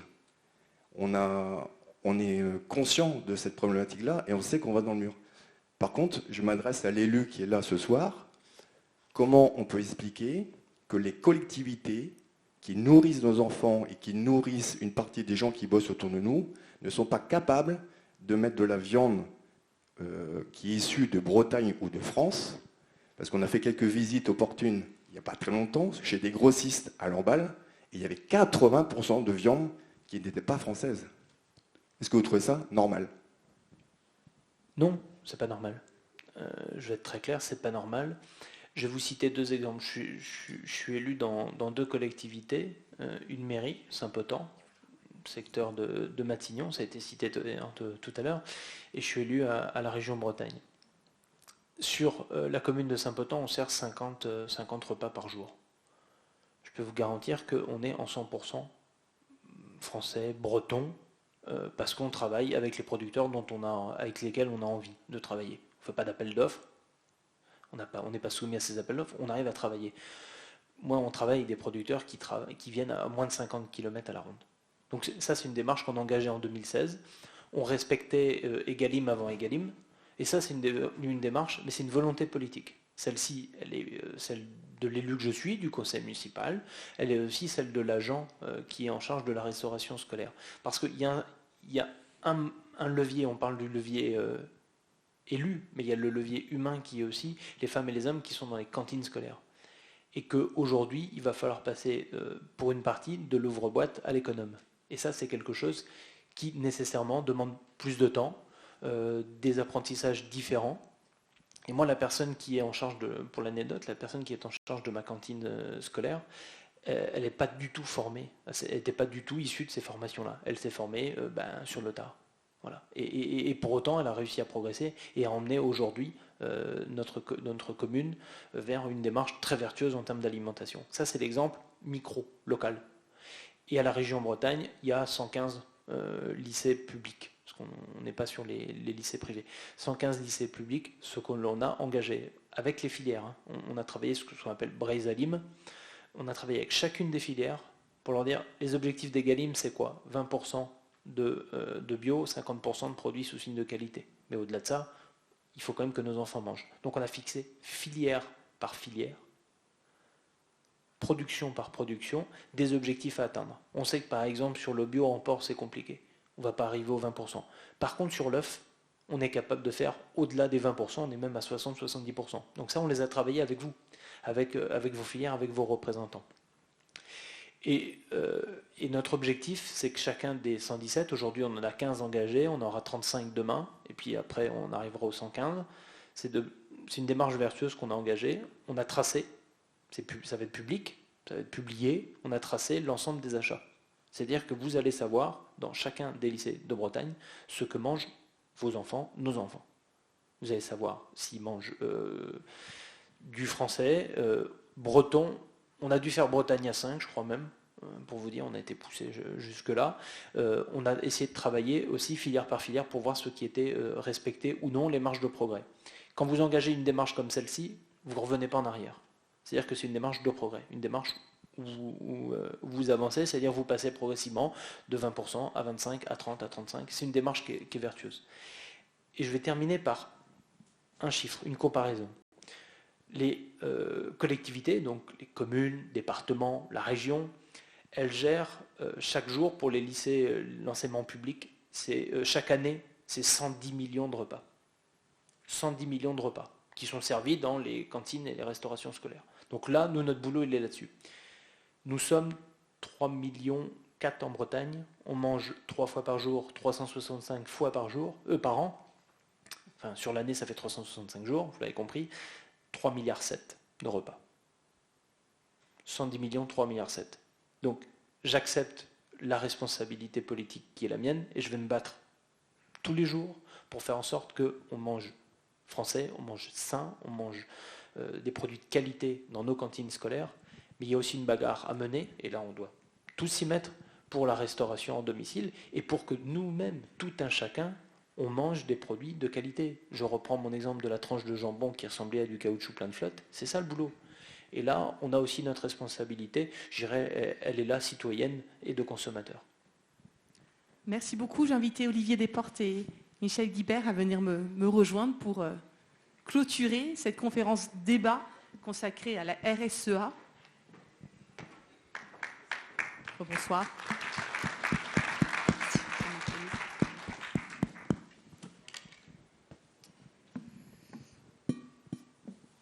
Clôturer, je ne sais pas si on peut Vous voulez pas clôturer parce que clôturer tout a été dit. Par contre, j'ai noté quelques phrases qui m'ont bien plu, peut-être les redire.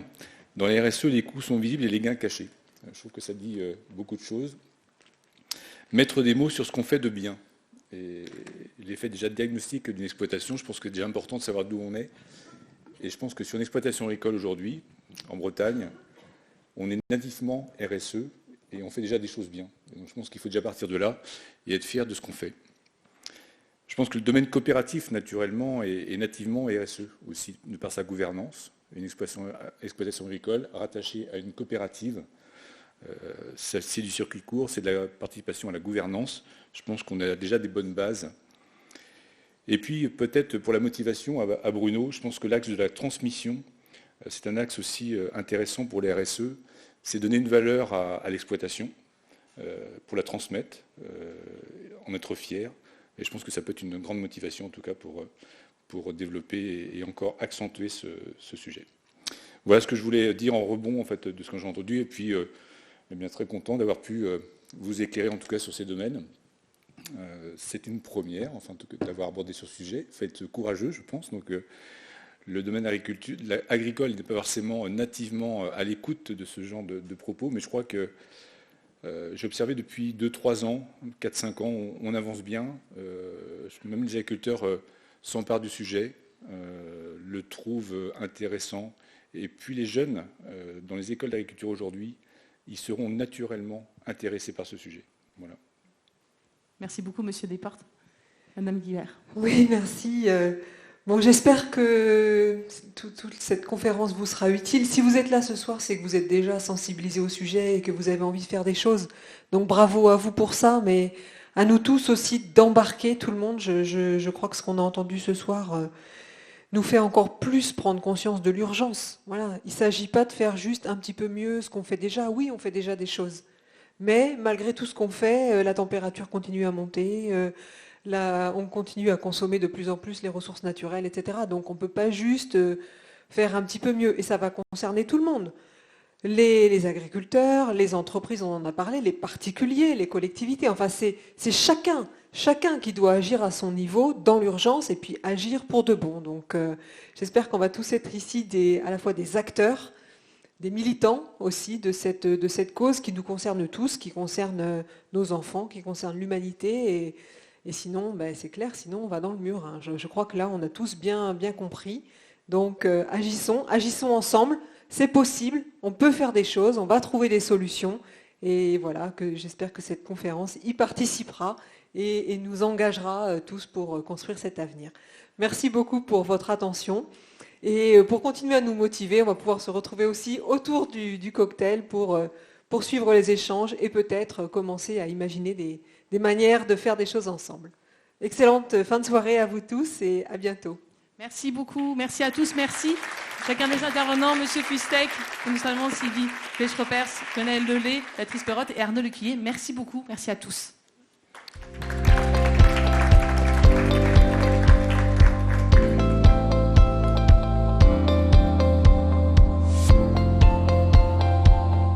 Au Crédit Agricole, nous nous engageons et participons aux grandes transitions de notre société.